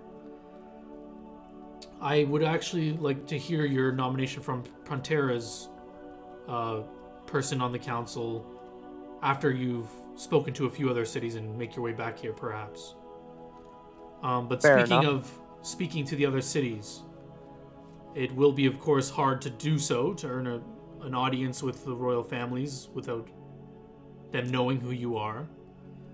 So, although I told you that this coin," and he pulls out 3 other mithril coins with the silver scales on them, "would only earn you audience with me, but these are recognizable across the realm. If you present these to the guards at their respective cities, they will know that you have earned an audience with us, so they should be at least willing to hear you and speak with you. So he hands each of you one of these coins now, so make sure you each have one on your sheet. It is just Are they called something particular? King's token. Have I given you access to the handout, or did I only give it to Saska because he only got it? I'll give it to everyone now if you don't have it. Oh no, I can see it. The King's token handout. Yeah, so that's what he gives you all. Oh, sorry, that's not the silver scales. That's the sun rising. So yeah, that's just that's the sign of one of the gods. I can't remember who at the moment. But yeah, so that he gives you that coin, each of you. Okay. And then he also mentions that each kingdom will usually have something similar. So you should seek to earn such tokens on your way to show the next kingdom that you've earned all these tokens, and they should probably be more willing to let you in and stuff like that. Oh my god, we're gonna go battle gyms. So we are basically going to go to the other cities and look for someone who is. I just want to get his take on the kind of people we're looking for. It's got to be honorable, interested in the protecting the realm and resources. I mean, is there any other qualifications we should be looking for? I mean, I have a pretty good idea who, I think is gonna, be a good council member. Right. So I trust your, and he looks at all of you, judgment on selecting a person to be on this council. You must make it adamantly clear that each nation should not be able to choose their person they want on the council. I think it's important that in this case, I mean, you're not super independent from me, but an independent third party choose the people. So if you let them know that that's the case, and if they aren't able to accept those terms, then that's not a good sign. But other than that, the major players in the realm, of course, any city would be welcome to have have the choice on such an impactful society. But I believe only the top cities should have a place on this council. For if you get every single little dinky town involved, then it's not going to be so much of a secret, is it? And they won't be able to contribute the resources that the major cities can. It has to be just the major players. I think so. So what about Morocco? Are we involving them? Well, that's the other question. They haven't been so forthcoming with information. We've sent some messengers asking about the coin we found and the assassination attempt, and they just responded with a few words saying it wasn't them and they weren't involved and such. But I think they are definitely on a right. I kind of look around at everybody and say, so we go there last. Yes. So just so we're clear, these are my suggestions. I would think it'd be Prontera, Geffen, Hugel is worthy of note, but it would be up to you. They are known for having alchemists and a lot of potions come out of there, so they might be pretty powerful allies in this. Payon, of course, the Ice Crown Mountains, and if you say you're able to connect with the elves, of course. Those are the major cities that I can think of that would be a valuable addition to selecting members of the council. And of course, if you deem Morocco innocent in all these dealings, and if you're able to... I didn't catch the name of that other one, but... Okay. Which one? Hugel? Hugel. Hugel.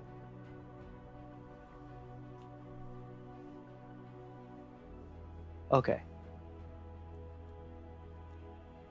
These are the main places that I think are worthy to do this. But again, I don't know which path you'd want to take, or where you want to go first, or in what order you want to do this. Although okay, I think I need to talk to my companions first, so that we're all in agreement.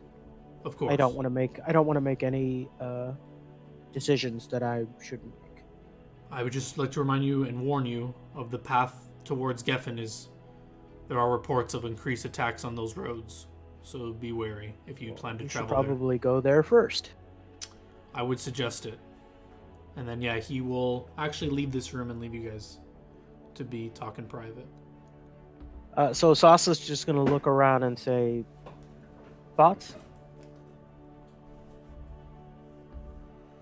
I like the idea of a council, especially one that's independent. As much as, I respect Jay.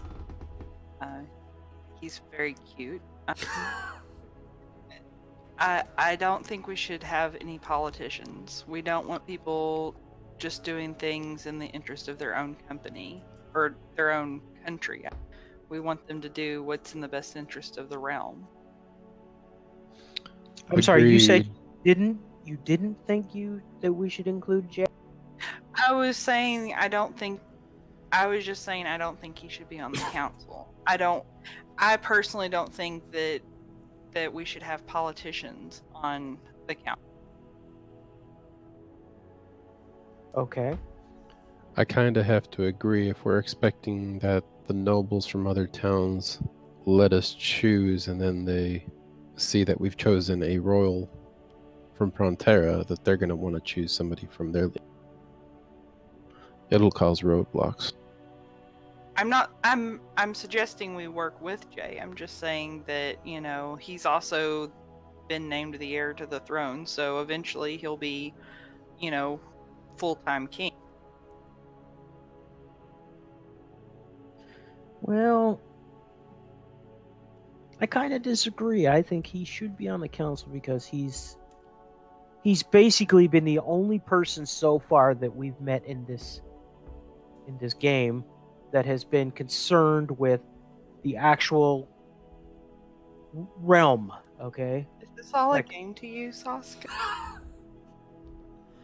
Arendelle claimed his concern was for the realm, but look at what he did. Yes, but you can't judge everyone by one person's behavior. No, but I'm saying just because someone shows concern for the realm doesn't mean their concern is placed well or truly for the realm, or doesn't mean they're a good person.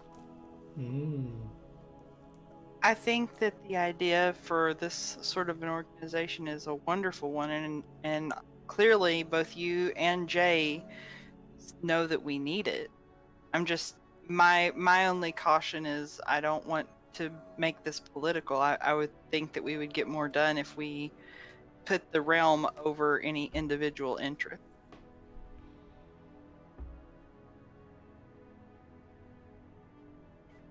I mean, he did say we didn't need to give him our choice for Prontera until after we came back from a few other places. We can think on it for now,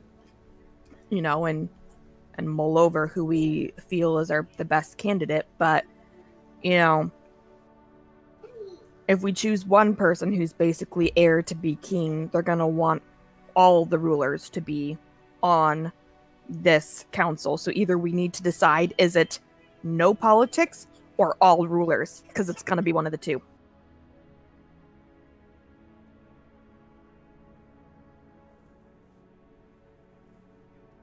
Well, okay, but I think we shouldn't limit ourselves that way, because the person we choose is going to have to fulfill quite a little set of parameters. I mean, they have to be powerful, have a lot of resources, be interested in the realm above all else, that kind of thing. It could be a politician, it could not be a politician, right? Could be a wealthy guildmaster or something like that. Indeed.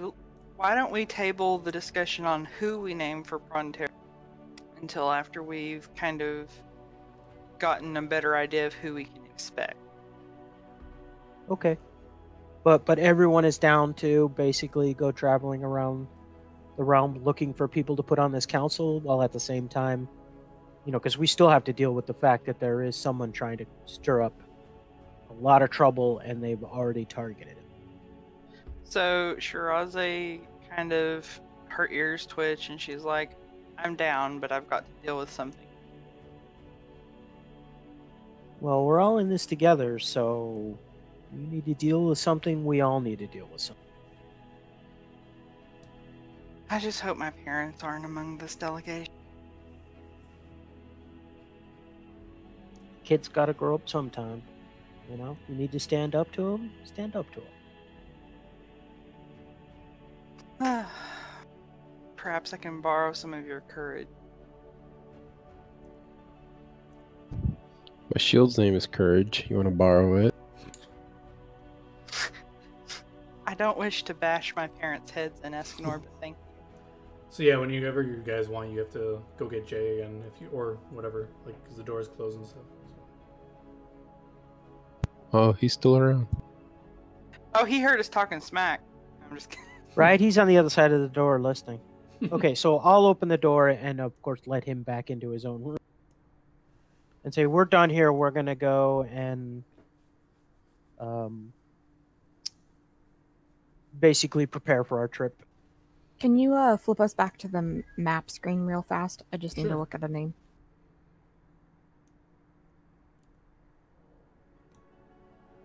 Okay. So yeah, when you guys call him back in, we can stay on the screen for now. He says, "Great, so you're all on board with this. You should take your time and rest and sit in town and get what you need for your journey. It'll be a long one. And as a token of my appreciation of all you've done so far, if you have a request of me to get something for you, I will do my best to get it." And so mechanically, he's allowing you to pick something worth 15,000 or less, one item, and he will try to get it for you. Not guaranteed, but try to get it for you. This is over and above the tons of money we just made up. Yeah. One item, he says, he will try to get. And basically, mechanically, I'm telling you, up to a $15,000 item, he will try to realistically get for you. He may not be able to get it or whatever. But yeah, so you can think about... Is it 15,000 total for the whole group? For one item. Per person? No, he's only... Or combined? So if you want to split 4 smaller items worth 15,000 total, sure. 15,000 total, he's basically saying he can get something for you. So if you want like one fucking crazy item for 15,000, he'll try and get that. If you want like 3 smaller items but they're worth whatever, up to 15,000 total. Okay, cool. Okay, so we need to go and find I know we're all gonna go look at the shit we can get, but we need to we can do that, like, find a place to stay. It's gonna take him a while to get this thing, so you can think about it and let me know, and then I'll say if he finds it next session. I don't want you to like look now for something you want. Okay. If you end up leaving town or whatever, I'll say he had gotten that thing for you when you left, so you can have it with you on your travels the next session. Okay, so we can retcon that. Okay. Yeah.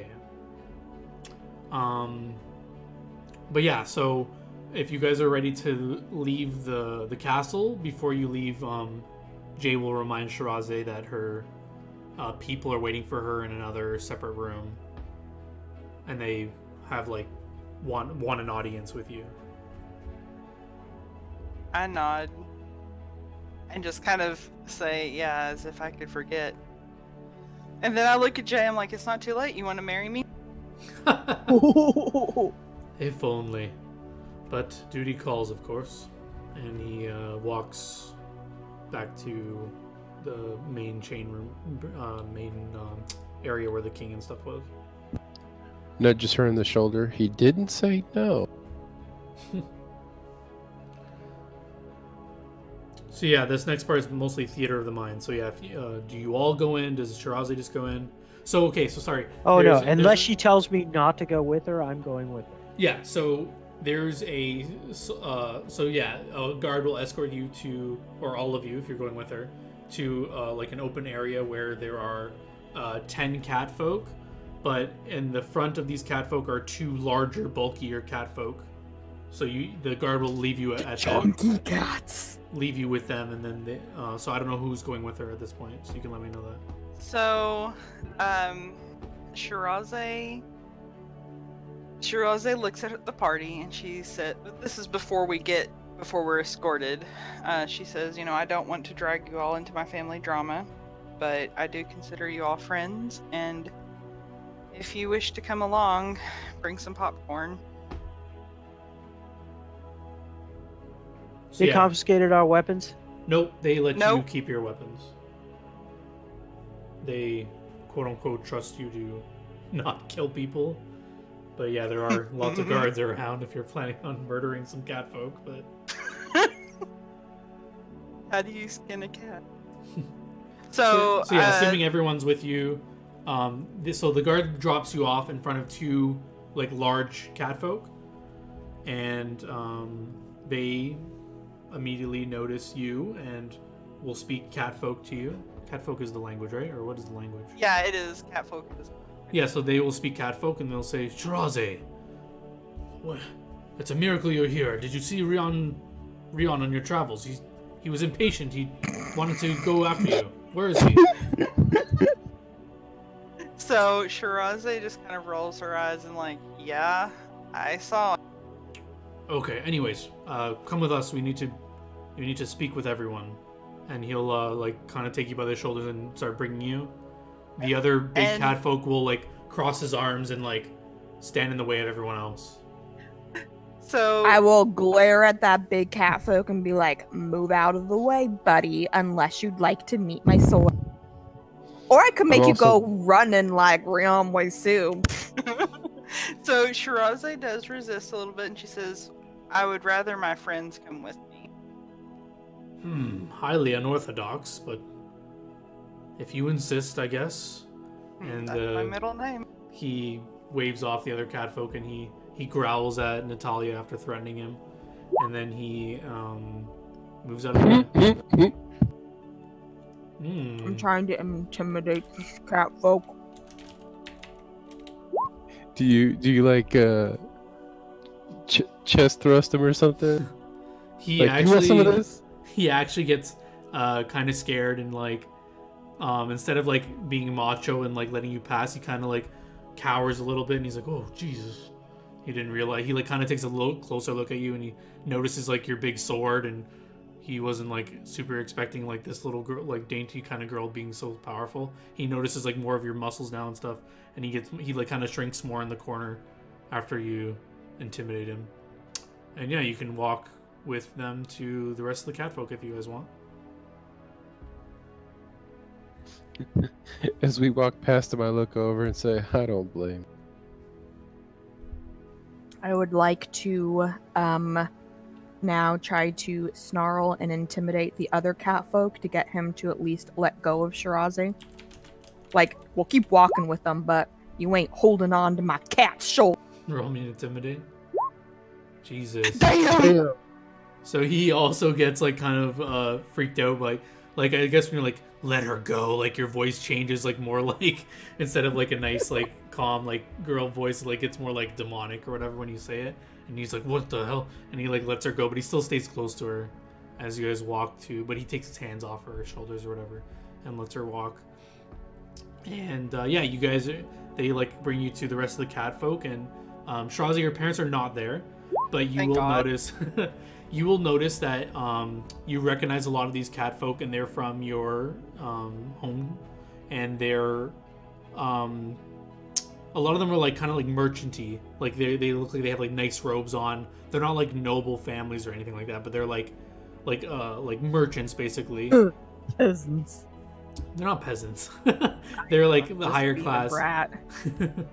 And yeah, they'll immediately like come like around you, like touching you and like seeing if you're okay and examining you. And they're all speaking exclusively catfolk, by the way. None of them are speaking common. So yeah, they'll say like, "Oh, Shiraze, you're okay, thank God. We've come to bring you back home, and Rion Wisu, he's here to take your hand in marriage, as was promised years ago. We've been delaying on this matter for a while because you have had your studies, and when we came to collect you that day, you were gone." Okay, so I am standing next to her. How many people are coming up to her and touching her? It's like 4 or 5 of them all doing this. They're like pulling up her. I'm just given a round of intense glares to intimidate them to back the fuck off. So just, well, that's, you know, there's a few rolls. Okay, so like 3 of them. I'm just gonna step forward and whisper into her ear in Elven, saying, "If you need help, just say the word help." Yeah, I'm not like saying anything to them. I'm just glaring at them all. Yeah, so all 3 of them kind of like notice you glaring at them, and they kind of like settle down, but 2 of them don't seem to notice you. and they're just checking her out, and then when they're done, they're just Right, I only made 4 rolls. sure make another one.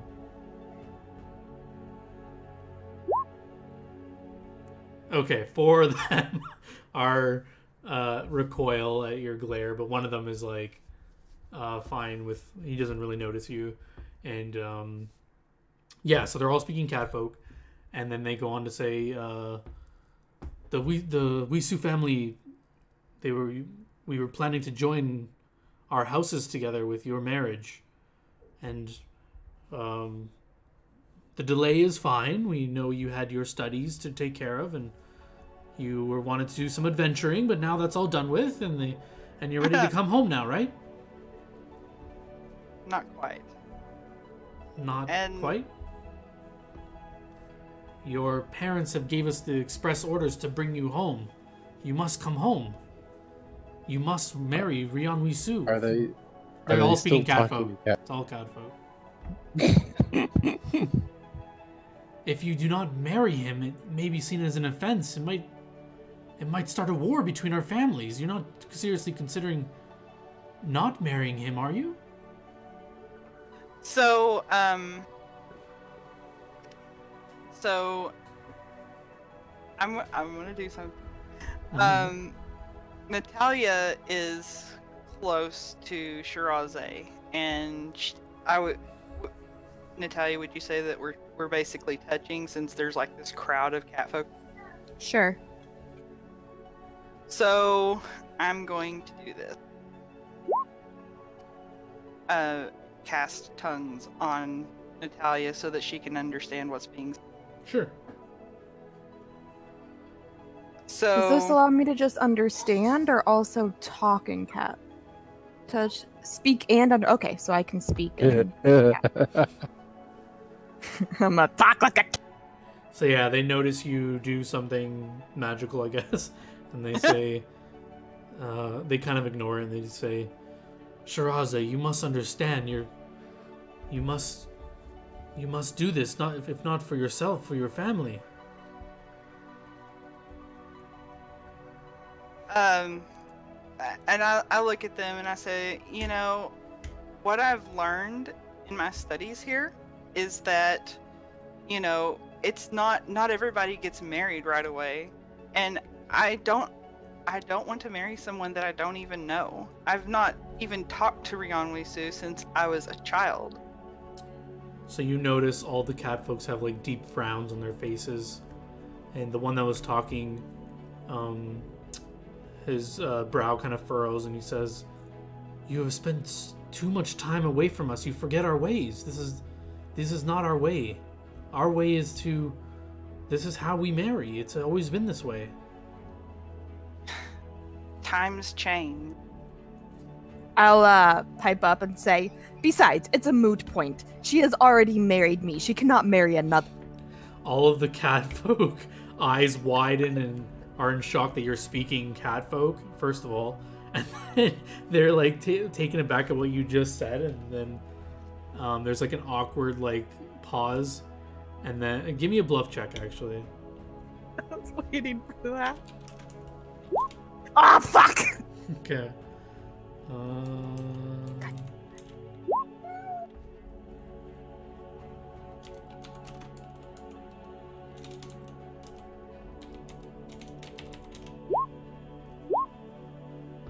I'm less believable than you. So yeah, like after a few awkward pauses, they're all just like trying to take in that you just spoke fluent cat folk. Then they all just look at you both and they just start laughing. And then the one that was still speaking is like wipes like a tear out of his eye from laughing so hard. And he's very funny. Your friends, you have truly found some hilarious friends, Shirazé. But now I see this is all just a joke, and you're trying to. Is this human humor I've been hearing about? Is quite odd, but now is not the time for this. We're already on a tight schedule, and where? By the way, where is Rion? He was so impatient, and he said he was going after you, and he should have been with you. Where is he? He ran away. He ran away? Yes, isn't that proof of he doesn't even want to marry Shirazi? He ran from her twice. I was witness to it. Give me a bluff check. I mean, but I'm not lying. Yeah, but you're lying about this. Oh shit. Okay.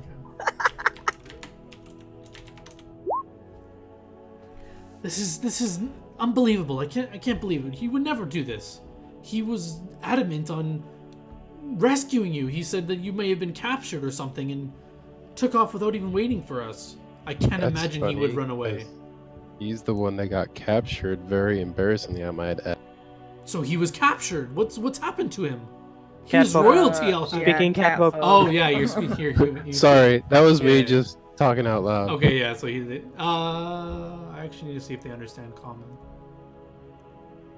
But okay, yeah, they actually respond in catfolk to you, Shiraze. They hear him say that, and then they. But technically, he wouldn't have known what we were talking about to say that. So that was him out of character. Yeah, okay, sorry, out of character. I said. Okay, yeah. Sorry, that makes sense. Okay, yeah. So they were just saying, this is unbelievable. He would never run away. He's very dedicated to this and everything. Sasuke, are you getting any of this? He was too intimidated by me, her wife, to stick around. The joke was not that funny at first. The second time was even less funny. He kind of glares at you. And why is Natalia meowing? So Shiraze says, listen, I understand why you've made this journey, and I even appreciate you making this journey, but I will not be coming back with you. I have too many things to do here, and marriage is, well, he interrupts you. Shiraze, you understand you'll be defying your parents. You know what? Yeah, I do. At some point, they have to let me go. They have to let me live my own life.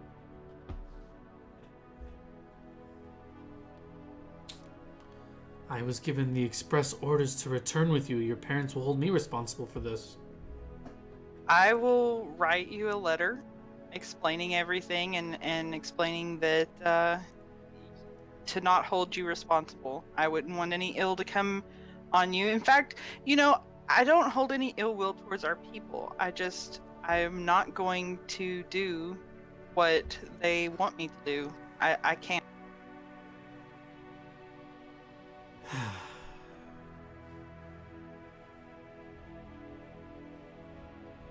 He kind of sighs and he says, well, as long as we're still waiting for Rion, are you leaving the city immediately, or what is your plans?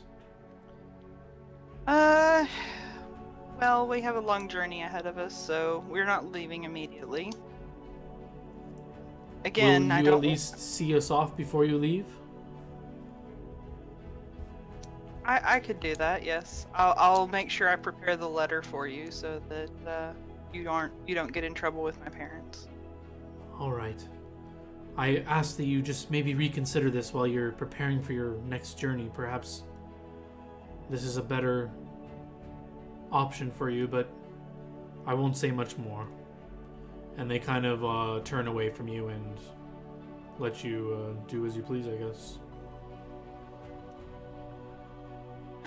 Okay, so at that, then I kind of look at Sasuke and at Escanor, and I said, "We're."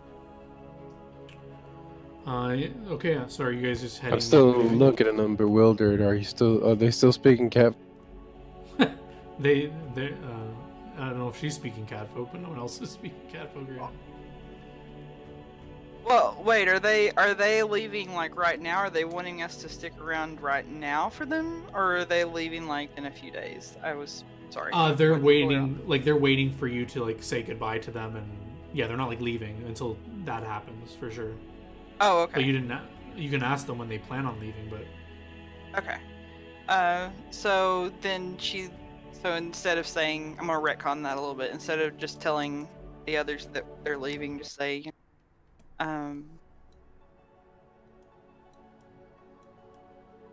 when are you all going back to Tianjia? Well, we were planning on leaving as soon as you got here, but since Rion is not back yet and we need to hear from you, we won't leave until we get that.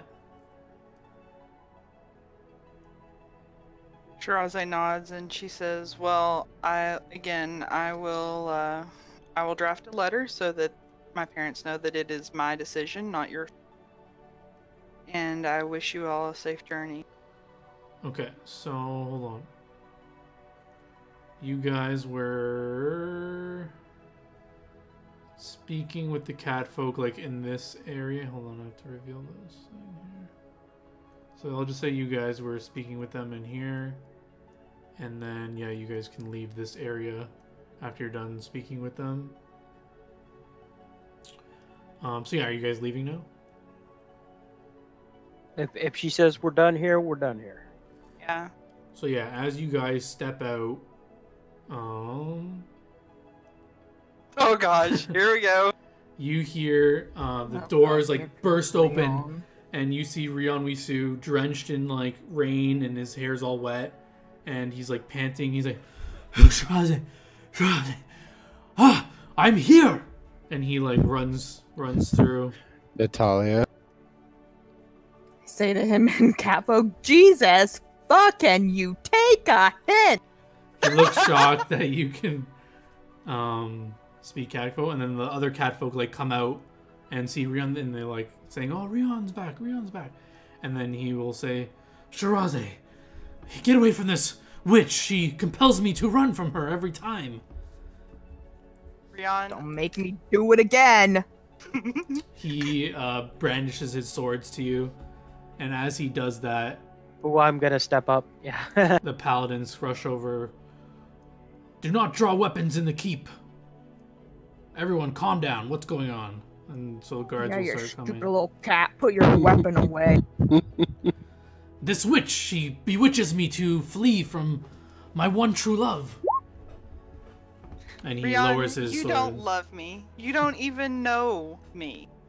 Shiraze, you've spent too much time away from your people. You're confused. I'm not confused. You're confused. We haven't even spoken since we were children. And honestly, dude, you can't take a hint. I mean you no ill will, but I'm not going to marry you. And that's what I told them. She kind of gestures towards the other cat. He looks devastated. And the guards will come and say, "All right, everyone out of here. This is enough. The cat folk can stay here, but everyone else must leave." And he looks very sad, and he says, "Shiraze, please, come with us. We need to speak more." And he'll kind of like motion to go back in the room with the rest of the cat folk.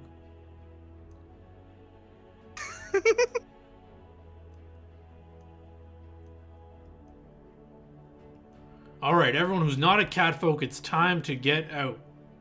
And they'll start like, if you guys don't start moving yourselves, they will like grab you and start pushing you out. Well, I'm gonna grab at Shiraze's arm and pull her with me as I walk. He will grab her other arm and hold on to her. Shiraze, Oh, don't I'm let gonna her take her. Intimidate this bitch. You already tried and you failed. Snarling at him. God damn it!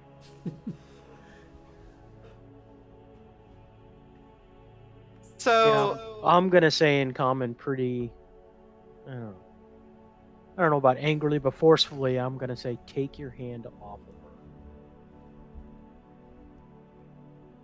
So I'm going to be struggling against Rion's grip. He's not like trying to hold you so hard. He was just trying to like stop her from pulling you. So if you resist at all, he will let you go. Like he'll let go. And when So- Sasuke like threatens him, he'll let go as well.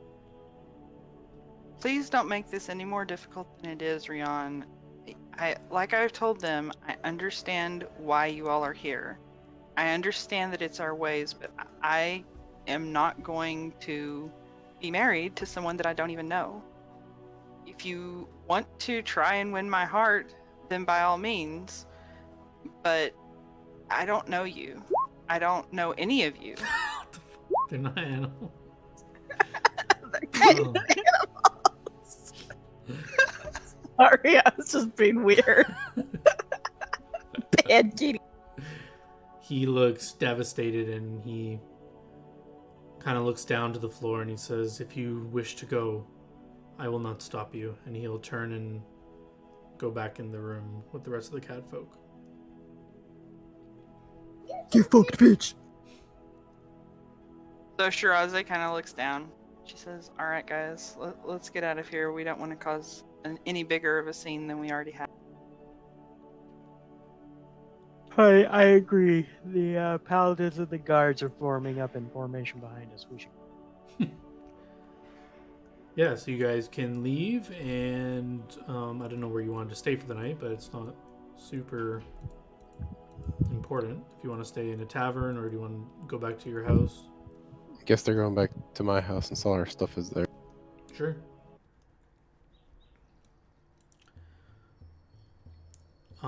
So yeah, you go back to your house, and you can bed down for the night, or if you guys want to discuss anything in character, you can. But yeah, if nothing else, we can go to the next morning.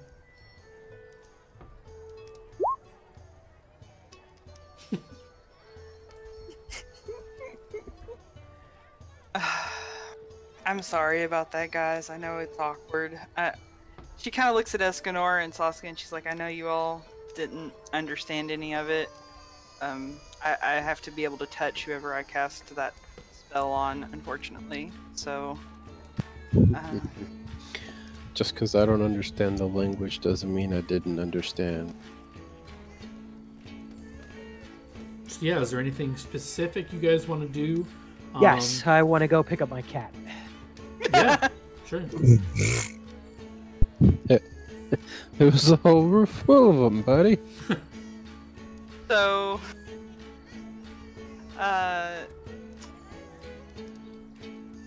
Shiraze has a couple of things she wants to do while we're in town. She wants to visit the library. Oh, okay. But she looks at Natalia and says, "Hey, you think they have any drive-through wedding chapel?"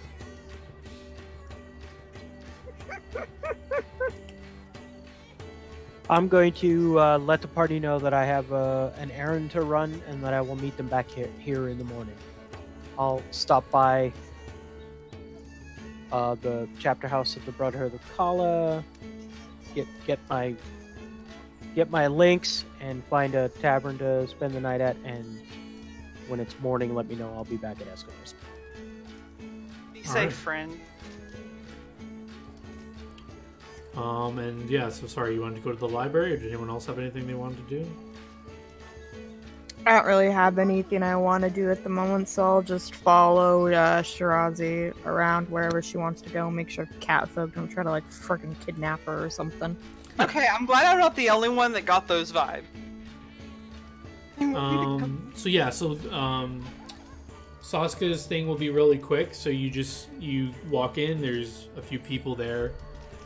They will welcome you and they recognize you. They know who you are, and you get your pick of the litter of which one you want, basically. Okay. I pick the one I want, and I, spend a couple minutes, talking with these people who are probably my friends. I don't really say anything. Junkers. Did you want to ask them like anything? Like anything, I don't know. Like, do you have any questions maybe that you think they would help you with anything you're trying to figure out or anything like that?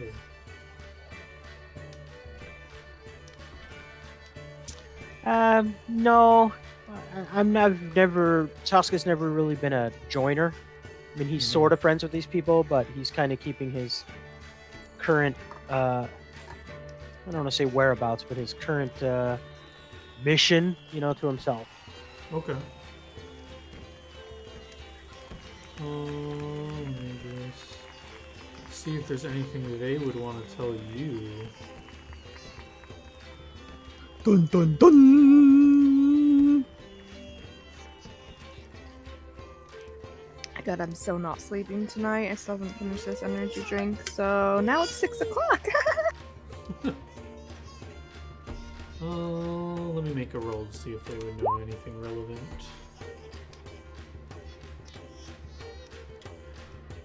So yeah, if you don't ask them anything specifically, they'll just make small talk with you and ask you like what your plans are now.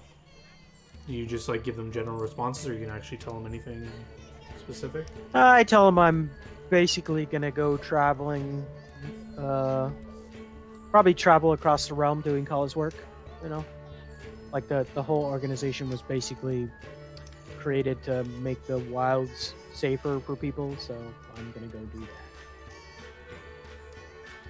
Call is work. It's basically code for I'm gonna go out and travel and kill monsters.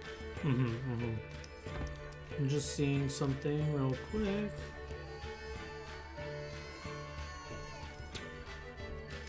Yeah, so they just let you know to be careful on your travels, and that they have heard that there is yeah, they will actually let you know that there is something going on in the south, like near Geffen. They've heard people have been attacked recently, more frequently on the roads, and it just seems like a lot of the other nearby races that would commonly be found in the mountains, like orcs and goblins and ogres, have been leaving there, and there seems to be something going on in that area. So be careful if you go there. Then I'll probably indicate to them that, okay, well, that's probably where I'll head then. They have like a, not like a worried look on their face, but they have like a, like you know when you're like, they're kind of like impressed, but like they're also kind of like, you're probably gonna die kind of look. But they don't say that. They just kind of have like that. Well, like, they don't know that I've leveled up. So. They do not know that. So yeah, they wish you luck, and yeah, you can. So yeah, I would assume they would have told you they're at the library, so you can like meet up with them there. I assume they're spending the whole day there. So this took you like, I don't know, an hour or so. Okay. Just want to make sure that you know that I'm now walking through the streets with a 2.5 foot tall lynx. Yeah, that's fine. Nobody cares. They're not going to say anything. No, You have a 2.5 foot tall link. You said Hildeskarn was like raising a litter of these, right? Yes. So yeah, they're common knowledge that these are those cats or lynxes or whatever. So that they are known in the city that like clearly you're one of Hildeskarn's dudes, and if you're one of his dudes, you're a good guy. So no one's gonna say anything to you. I will go to the library and meet them there. Sure. Did I ever have a map for the library? I don't think I did. I don't think you did. I think we were on this very map when we went to the library before. True, but I do have a soundtrack for the library. If I can find, oh yeah, here it is. Okay, yeah, so you guys go in the library, and I have to look for this guy's name that was at the counter. He's there again. So yeah, as you walk in, let me just find this description again so I don't lie or change shit. The library. So yeah, I'll give you a reminder of what you look at when you come in here. So there's stone columns. They're about 20 feet high with stone archways. There's 30-foot statues of Pelosis and Ariel standing on either side. Those are the two gods. So you walk in, and you'll see there's like a circular desk at the front with this elderly man there. You see that chained up skeleton above him, the one I don't know if you remember, he warned you, like that's the person that disobeyed the rules of the library last, blah, blah, blah. And yeah, so you walk in, you see him there. He's just reading a book at the desk, and he looks up at you guys as you come in. Anything Hello I can again. help you with? I was wondering where your section is on Creatures of the Night. Creatures of the Night. Cause this is thriller. Yeah, he'll point you into a section where it just deals with like mythical creatures or like basically anything you want to know about a specific kind of like beasts or anything like that. Well, so okay, refresh my memory. When the dwarf was talking to Saska, of course I wasn't awake, but was he only talking about vampires, or did he specifically say Dampier? If I said Dampier, it was a mistake. I'm pretty sure I said vampires. He only talked about hunting vampires. Okay. So basically, Shirazé she wasn't awake for the whole thing, but she's been thinking a lot about vampires. Like, I guess, like subconsciously or whatever. So she was wanting to look up like vampires and, get more information on them. Sure. Were you looking for anything specific, or you just want like general stuff?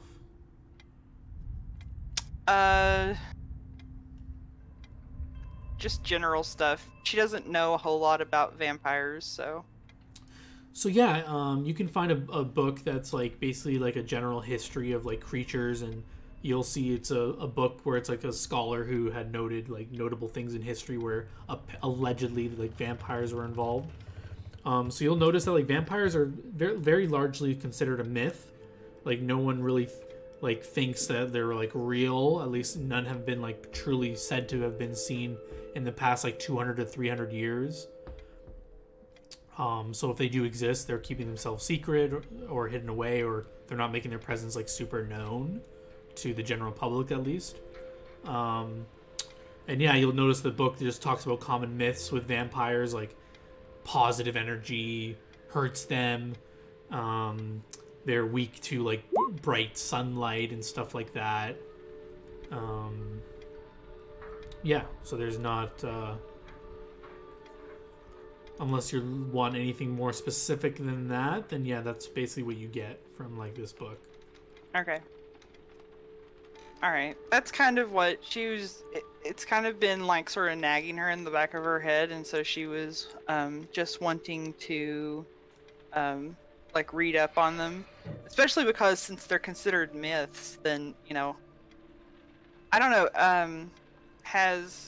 Did Saskia share with the party, or I guess I'm the only one that wouldn't directly know what the dwarf said that they were vampire hunters, but would anyone have told me? I thought yes. Saskia said what he was talking to her about. Yeah. I could be wrong. I shared that they considered themselves vampire, and I sort of say it in a slightly sarcastic way, like vampire. Okay, so yeah, that I was thinking that. So basically, she's just, since they were talking about vampire hunters, she was like vampires, and so she's like just doing some research on that. Okay.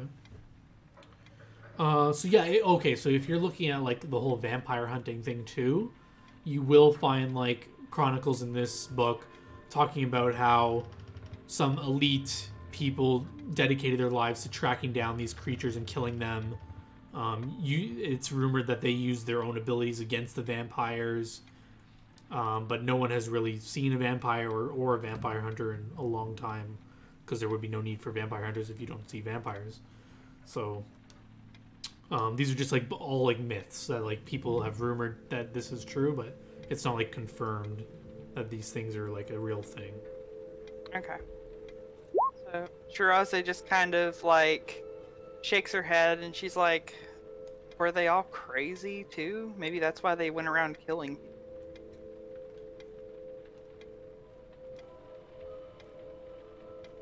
Alright, so that's literally all I was wanting to look at the library. Okay. Anyone else have anything they wanted to look up in the library?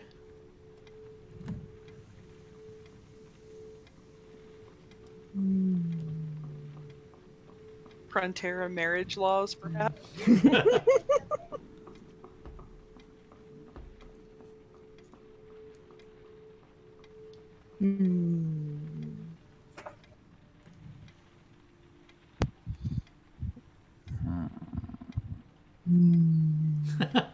If you want, you can roll me an intelligence check, and I can give you like some random like lore stuff I had prepared in the library. If you like, your character would think to look anything up, but do we know how to get to Geffen?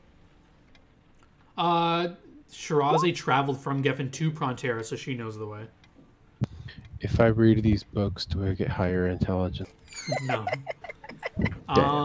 You should read this book on concussions.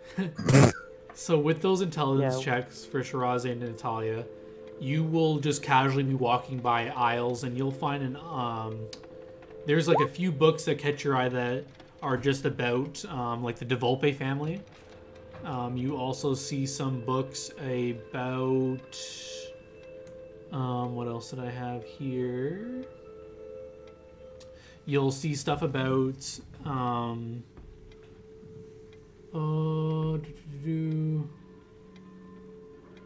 you'll see some books where they're kind of like they're not in like the sections where it's like like fiction or nonfiction. They're kind of like almost magazines-ish. They're kind of like tabloids, so they're like rumors kind of thing of like things that were going on whenever time they were published. You see these kind of things. What sort of rumors? So you'll see like a lot of them, they just have like they're mostly dealing with the De Volpe family as well, just because you'll notice that they look like they were printed like, I don't know, 20, 30 years ago. So like you'll just see like some headlines on these like kind of tabloids, mostly talking about like it being like a scandal that the firstborn son to the De Volpes was like magically inclined and not like a warrior type that like most of the De Volpes are. There's more headlines talking about like how the firstborn son was blind and that he won't be a fit leader and stuff like that. There's just kind of like these scandalous kind of headlines on these like tabloids. So, quick question: was he blind from birth? Then is that what? If you tell me if you pick up one of these books, I'll let you know. I pick up the book talking about Jet. Okay, roll me a knowledge nobility, just to see which book you. Basically, this will determine what kind of book you grabbed. Yeah, I want to pick one up too, just because Sure. I'm trying to decide whether or not I feel like Jay is trustworthy. So any knowledge on the De Volpe family is gonna be helpful. Sure. Okay. Yeah, so before I tell you what kind of books you guys grabbed, I missed this. So there's also, you see some books too, just about like the history of Prontera. You see like some books talking about like how the magic wall was put up. You just see like how the city was founded and stuff like that. So if you're interested in like some history of the city, there's some books you see that catch your eye. So yeah, give me a second. Also, that knowledge history check, the +2 is already baked. Okay.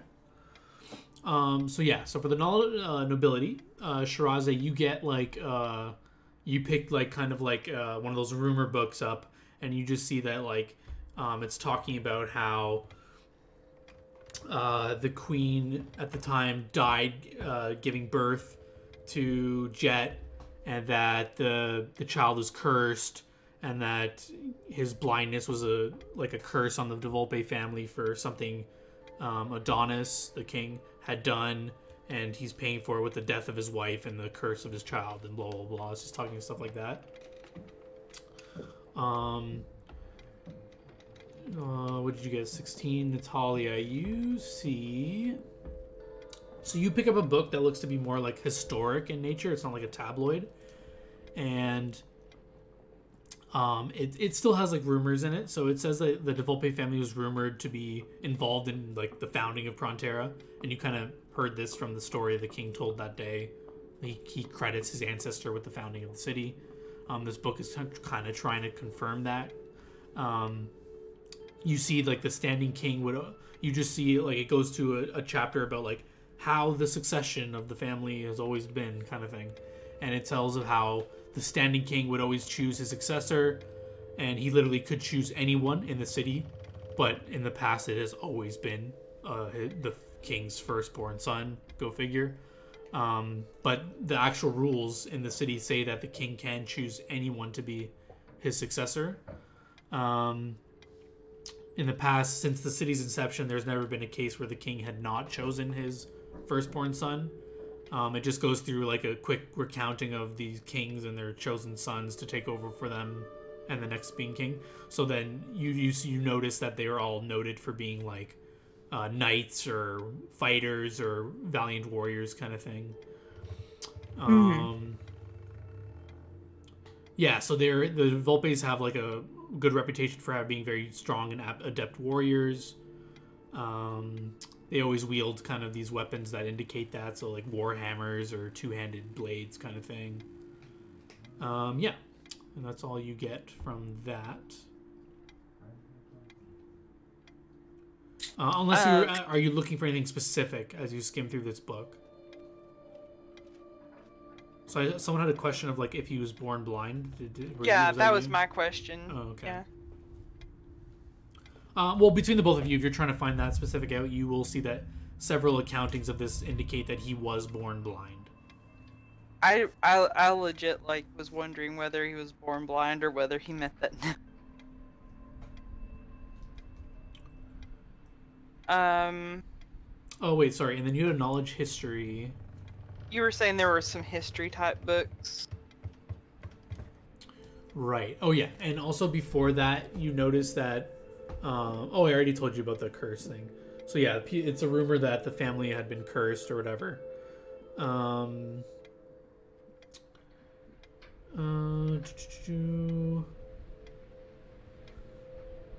Roll me another knowledge history. Someone else. If no one else is trying to find anything. I do have something else I want to look for that I thought of.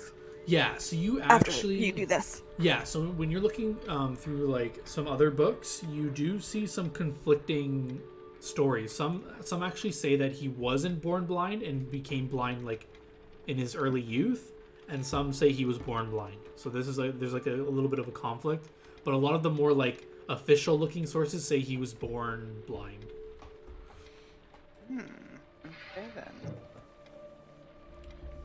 So like one particular, like a few rumors that you're reading about say like after they say that his blindness happened around the time that Jay was born, like the second son was born. Some rumor that that Jay was actually born blind, and because Jay was predicted to be more adept at being a warrior, that the king had ordered a spellcaster to transfer the blindness to Jet. So But that's like a big rumor, and it's not like in any of the official looking sources. This is in like one of those tabloid looking kind of books. So one other question is, so Jay and Jet are half brothers? Yes. Okay. That was something I didn't know. There's Same. not much on the queens at all. The only thing that mentioned was one queen died giving birth to Jet, and then there's not much said about Jay's mother at all. It's the mother. Right. Okay, so I then want to go look for some books and stuff on It's the cat. Oh, on the history and founding and information on Geffen. On Geffen. Ooh. Sure. Yeah, sorry, John. I know that you don't get notifications, but I saw what she posted. Wait, what? Cause you remember my people's history with Geffen?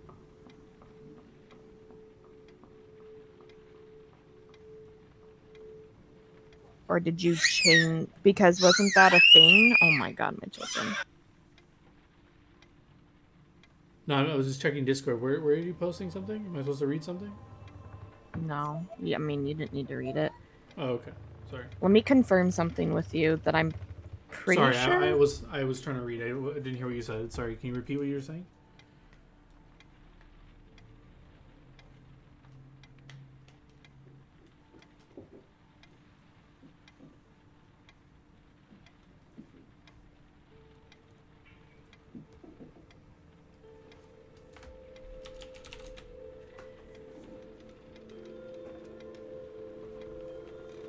Okay, so not Geffen, that one. I'm looking for info on that one.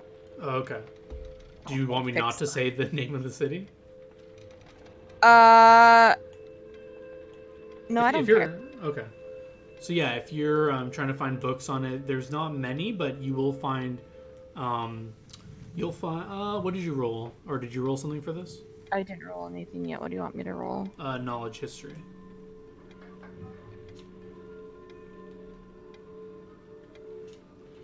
I was fixing that.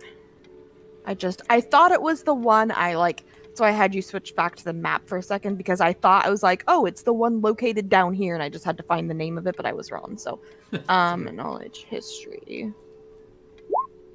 Damn it. Okay, so when you're looking for books, you, like I said, there weren't that many, but one you do come across talks about the Battle of Nala. So I'll bring you back to, there's like a map in the book, so I'll just bring you back to a map. So you can find Nala there, right? Okay. Nala, near Paon. Oh my God, where are places? Why? Oh yeah. I see them. Okay. So this particular book is talking about an alleged battle that happened here. It occurred between the Ice Crown Mountain Dwarves and the people of Paon about 30-40 years ago.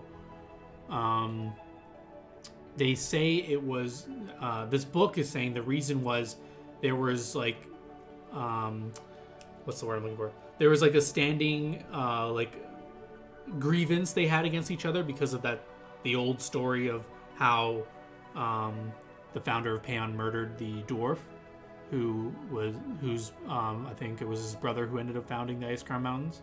So there was like a beef that they had, and apparently this battle took place here. They say the trigger of it was tensions getting heated over them blaming the past leader of Paon, murdering their past ancestor. And it was actually, so Nala wasn't a town. It was just like a battlefield, and after the battlefield, kind of like after the battle happened, Paon kind of drove the dwarves back, and this town was formed after that battle just because there was like encampments set up and like barricades set up to like keep the dwarves back. So after like this war happened, they just left this kind of settlement here and it became a town. That's what that book talks about. So it doesn't go into anything about like what really happened at like with or at Paon? If you're looking for that specifically, you will see there's general like foundings of cities, and you can find like where Paon's listed, and it will note that there used to be so this was like 300 years ago, so the records are kind of spotty, but it will say that there used to be a noble family in power and they were ousted for an unknown reason, and another family took hold, and they've been in power ever since and still are in power to this day. But names are kind of like unsure, like they just say like there was a family that was in charge before apparently, but no one really remembers their name or what they were about. But they do note that they definitely were connected to the supposed founder, and that the people that took control were like an offshoot of that family, but not like direct as the old family was. And it does cite that the reasoning behind the ousting was that the original noble family seemed to be credited for being overly cruel and barbaric, and that the new family that took place was more civilized and more of a noble kind of family. That's what the book says anyway.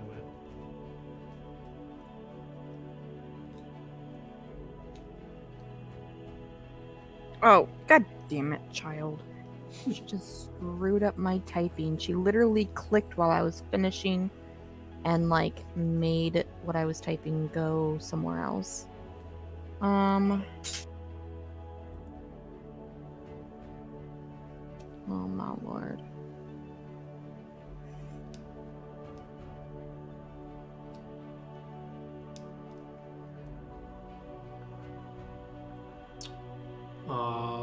Did anyone else have anything else they wanted to look up while they're here?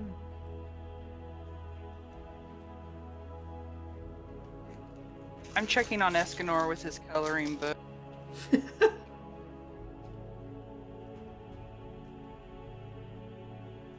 Is there anything Saska wanted to research, or? He's thinking about this venture that he has ahead.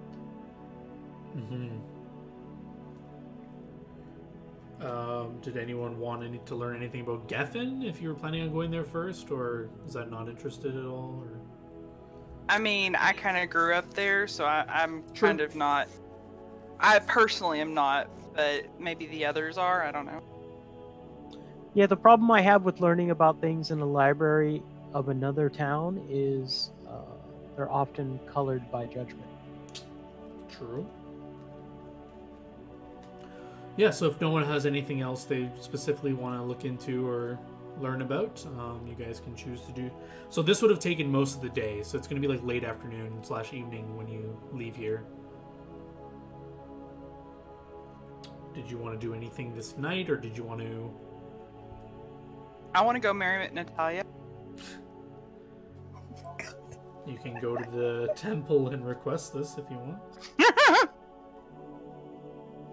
Is this day and age cool with gay marriage, interspecies marriage? Whoa, you're not the same species? She's a cat! Yeah, so in this day and age, marriage confers no like tax benefits, so literally no one cares who you marry or what you marry.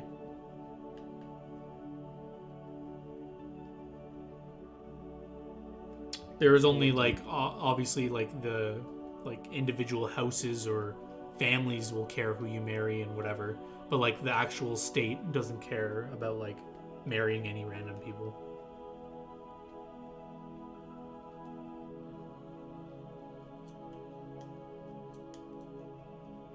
If you guys actually want to get married. I mean, I don't think the cat folk are gonna... Is divorce a thing? Yeah. I'll say people Okay. can have like separations and stuff, yeah. I was just gonna say, I don't know if the cat folk would even, like, take you being married to someone else as a deterrent if they really want you to marry Rion. They just, like, force us to get divorced.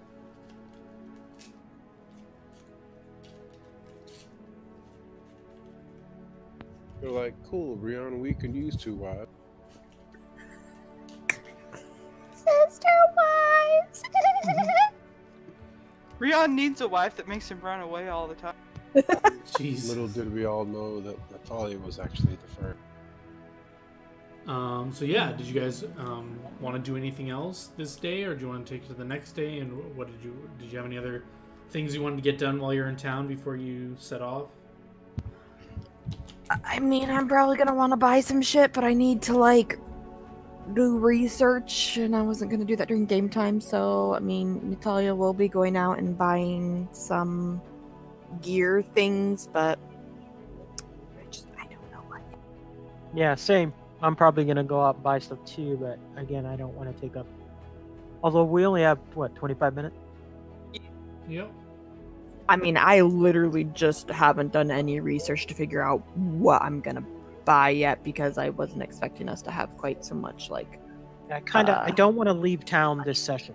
I want to leave Yeah, town. that's fine. You guys can stay in town. Is there anything you want to do aside from that? There was something I wanted to talk to Jay about, but I can't remember what it is. Oh yeah, you did say you wanted to talk to him specifically. I don't know what you wanted to speak to him about, but you can do that. Oh yes. Okay. Yeah. So I'm gonna let the party know that I'm gonna go and talk to Jay more about this. They're welcome to come in with me if they want, but if they have other things to do, I'll make sure to fill them in. So yeah, you can find a time to speak with Jay that you guys could have set up beforehand because you mentioned it to him. Okay. So yeah, what did essentially, when I'm in the same room with him again. Yeah, you guys go in that room. He brings you in and he says, "What is it?"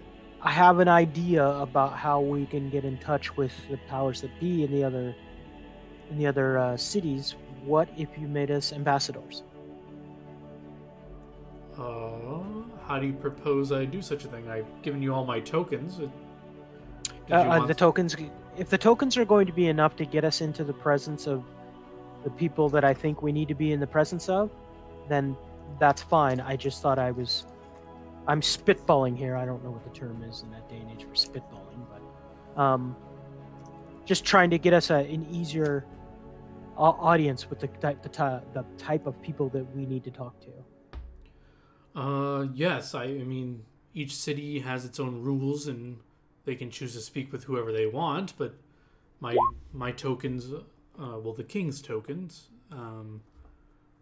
are okay. Sorry, they are recognizable.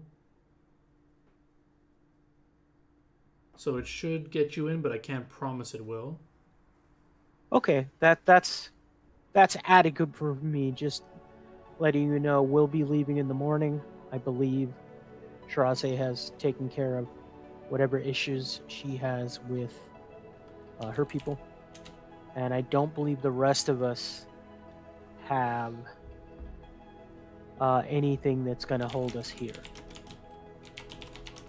So you have not, Whitney, this is out of character. You've not said anything about you not being human? Nope. Okay. So, since we're waiting until next session to set off, I guess I will go see off the Catfolk delegation and have a copy of the letter like I promised. Okay. You Sorry. remember that your letter can't contain the fact that we're going to work for the secret organization, or else it's no longer. Right. No, I know I wouldn't do that, but I'll actually type up the letter in my room between sessions. I just figured, get that out of the way. Yeah. I will accompany you while you're doing that in case these cat people get any, like, sneaky ideas. I've also cast tongues on her before we set out. So Well, hold on. Let's see what everyone else is doing. So, Shiraze says that she wants to go say goodbye to her catfolk people. Or do any of you? So I'm probably off talking to the prince at this point. Okay. I mean, you don't have to I be. will- You can choose how this goes down if you want.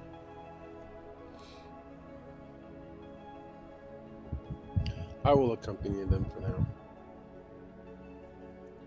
Okay. So then I'll cast tongues on both of them. So sorry. Before you left, they would have told you that they will like, because they assumed this was several days that you were gonna say goodbye to them and not that day. So they were only staying in the castle for that day. So they actually have like a small camp like right outside the city that they're basically waiting for you to show up to. Okay. So sorry, you're going there now? Yes. And since we're going outside the city, then I'll actually wait till we get outside the city to cast tongues on both Natalia and Eska. Sure. Okay, so I just need to bring you to a map. Shit's gonna go down. Yeah, this is the shit's gonna go down map. Maybe I'm just trying to psych you out. So we'll say that their camp is. So sorry, I just want to confirm. Saska, do you want to be with them? So did you want to have that conversation? Yeah, I kind of do want to be with them. Okay, yeah. So we'll say I you guess had your I'll have that conversation and you asked them to wait for you before you said whatever.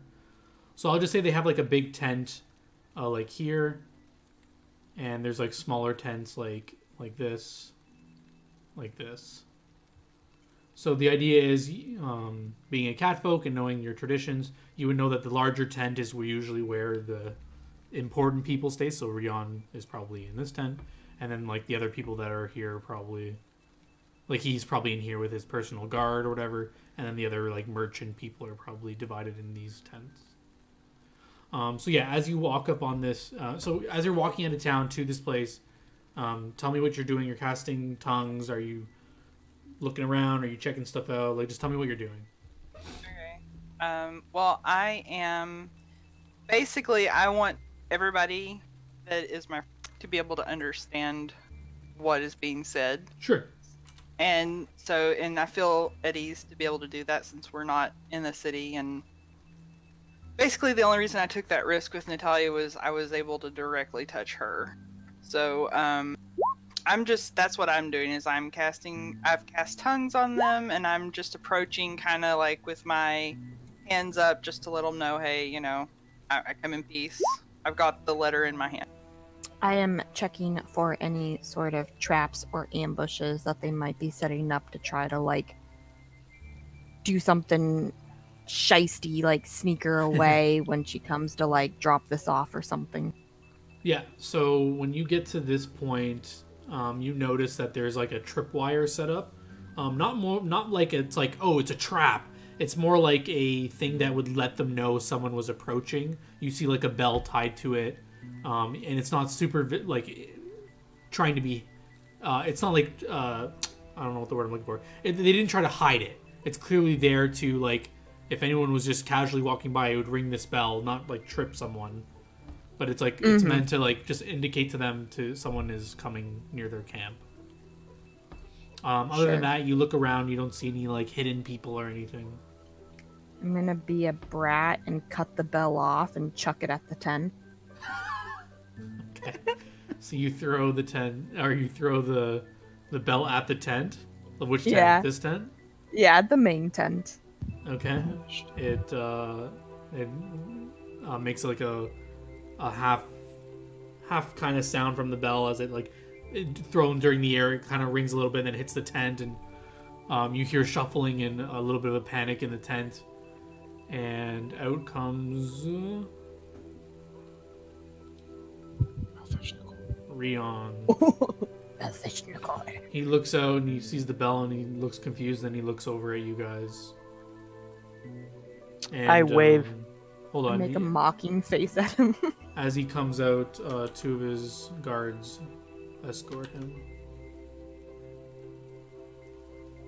Fight me, bro. And he motions for you guys to step forward if you wish.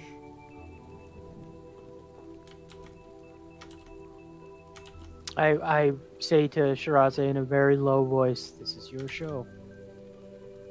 In Elven? Yes, in Elven.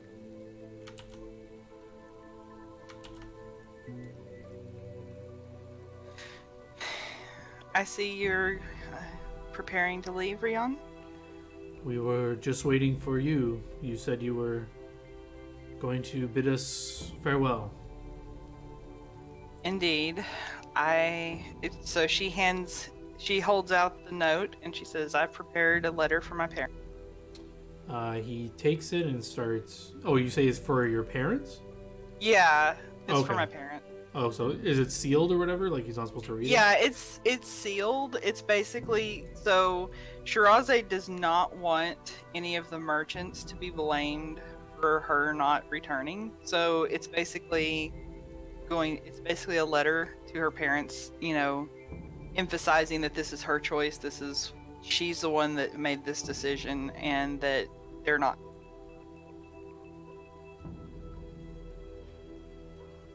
Okay, so he hands the letter to one of his guards and he says, is there anything you want to say to me? You know, Rion, I don't hold any ill will towards you. I just don't know you. And I realize that this is the tradition of our people, but I didn't grow up with our people. And I hope that you can accept that I bear you no ill will, but I also, you know, I can't marry you. It will be hard to accept, but I understand. Will you bid all of our fellows goodbye? And he'll kind of call out, he's speaking in Catfolk, And Yeah. you'll call out in Catfolk for everyone to come out and say goodbye to Shirase. So they will all come out. This is a lot of fucking cat if a fight starts. Don't worry, I brought catnip. So yeah, they're just coming up, and they're all gonna take turns like shaking your hand and wishing you well. And they'll all, after they do that, they will all like just go back into the main tent. So I also shake their hands and wish them well in return. These two stay out with Rion. And then he says, before you leave, I brought something from our homeland. I hope you will at least take a parting gift from me. That's very generous, Rion. I will accept.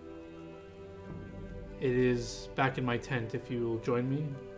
And he'll like push open the tent and move aside for you to go in. Not without me, she won't. Do you say that? Yes.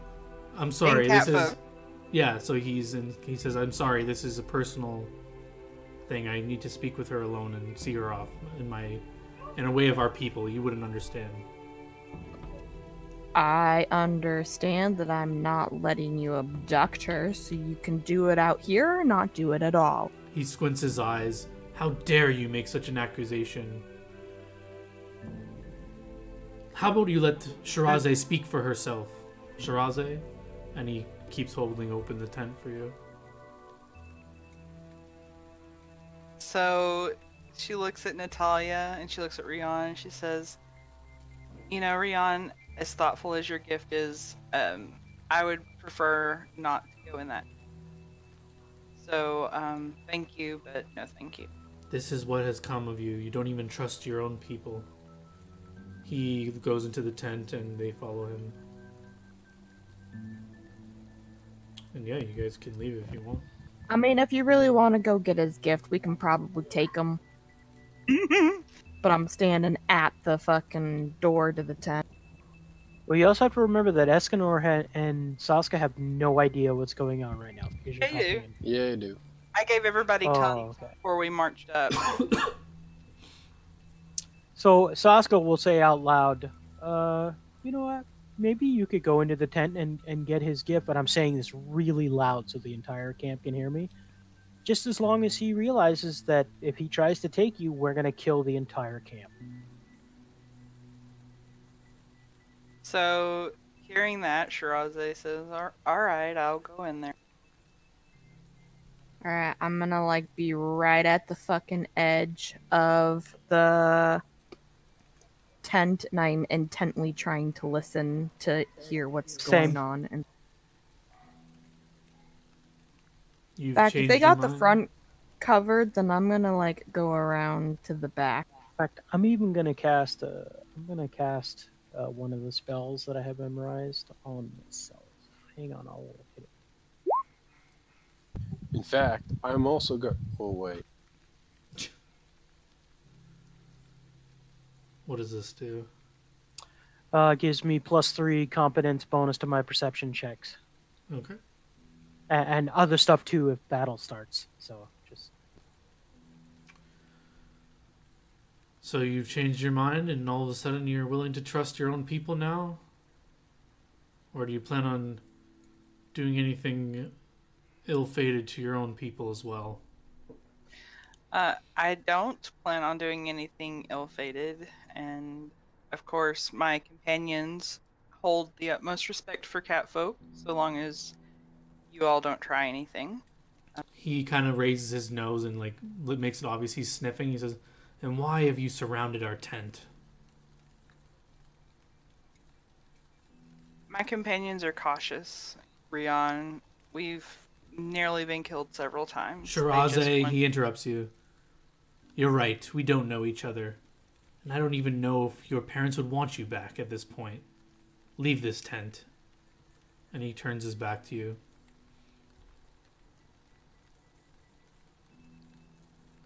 All right. I walk forward and hold the tent door open.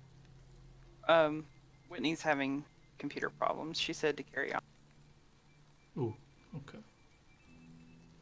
So anyway, sorry, Saska, you walk forward and open the tent door. Yeah, so as soon as he said, leave this tent, I walk forward and hold the tent door. I stick my hand through and I say, well, come on, my lady. It seems you are no longer welcome here. And I'm saying this in their language. I take Escanor's hand and I say, thank you. It's nice that some people can appreciate me without wanting to tie me down. Like, You say that? yep. She's Alright. throwing some shade at Rionwe Su. So as soon as she's outside, Mhm. okay, I'm gonna look through the doorway and look right at him and say, "You did this the wrong way, dude. All you had to do was give her a choice." And I let the door, I don't know. So slide as shut you when it- Flap closed. So as you're all saying these things and doing these things, when Escanor takes her hand and says like "my lady" and stuff, his he like smashes like a little table that was in front of him and like breaks it, and he orders his men to apprehend you all. So roll initiative. All right. Wait, you need to tell Wit shit's going down. Yeah, let me tell it. Oh, is she still not? We can do this next session. We can do it next session. It's already like 9:52.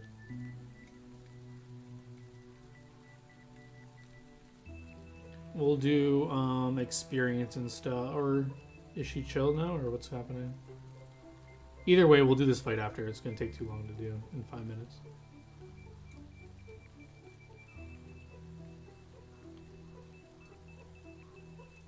Oh, she says her computer's back up. Okay.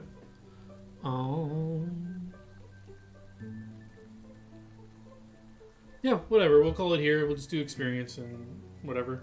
If she's not able to hear Okay. whatever, we can just type it out for her. GG, She wants to guys. kill the shit. It's gonna take too long. Unless you can stay up later if you all want to keep going, we can. But Well, we're West Coast, so. Although she does have to. I do- mean, I have no problem staying up. it's up to you. Unless- I'm not. I You don't have have to any work tomorrow, plans. No, I'm off tomorrow.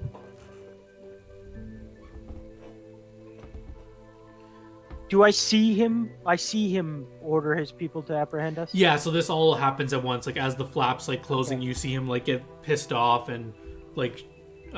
Did she cast it on you too to hear catfolk? Either way, you can Yes. tell Yeah. he's pointing at you guys and Okay. yelling like apprehend them. So before Oh wait, initiative so the starts, flaps closed?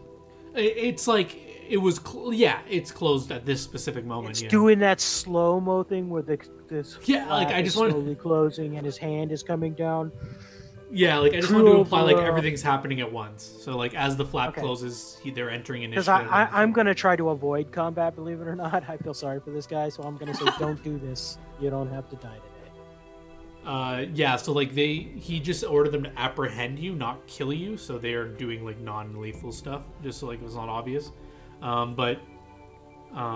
Sorry, I didn't get any messages. Whitney, okay to keep going, or should we stop here, or what's happening? She said, "Computer's back up, just opening program slowly." Oh, okay. Yeah, sorry, I didn't see that.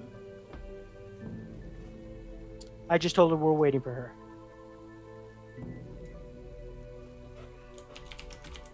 Battle music.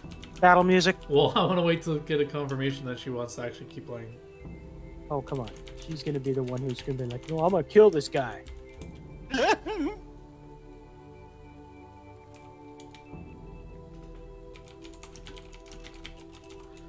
I mean, you guys are super strong. This fight's not gonna take super long, probably, but it's more Well, and of a. Sasuke's gonna do his best to try to avoid killing, so... Like, I'm gonna be saying stuff as we're killing them.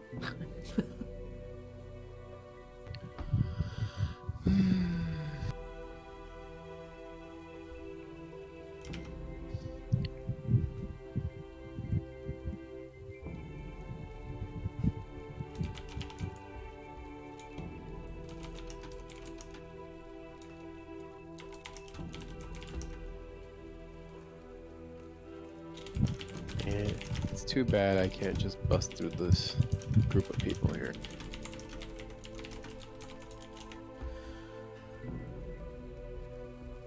Yeah, maybe we can just take a bit of a break, and then when Bella's done with her Yeah. stuff, we can come back and finish this part up. Yeah. Hey, she's back. Oh, Hello. hello. Hello. You Did wanna? Oh, Yeah. hold Good. on. My sound is super low. What the hell? Okay. Did you want to take care of the little babbies first, and then we'll take this up after when you get back, or? Oh. Why can't I hear anything? Oh, there's two discords? What the hell? Okay, now. What, Can you what hear me? Hello, is- hello, Yeah. Okay, Hello. this is weird. hello, Poppet. I can hear me on your Discord, so you must be able to hear me. Jesus. So yeah, did you want to do this now, or do you want to put the kids to bed first, and we'll take a break, and when you're back, we'll resume, or what did you want to do? Or did you want to just call it here, and we can pick this up next session? I mean, I'm open. I think we're all. The rest of us all said we're open. Jose doesn't work tomorrow. Jaeger says he's free.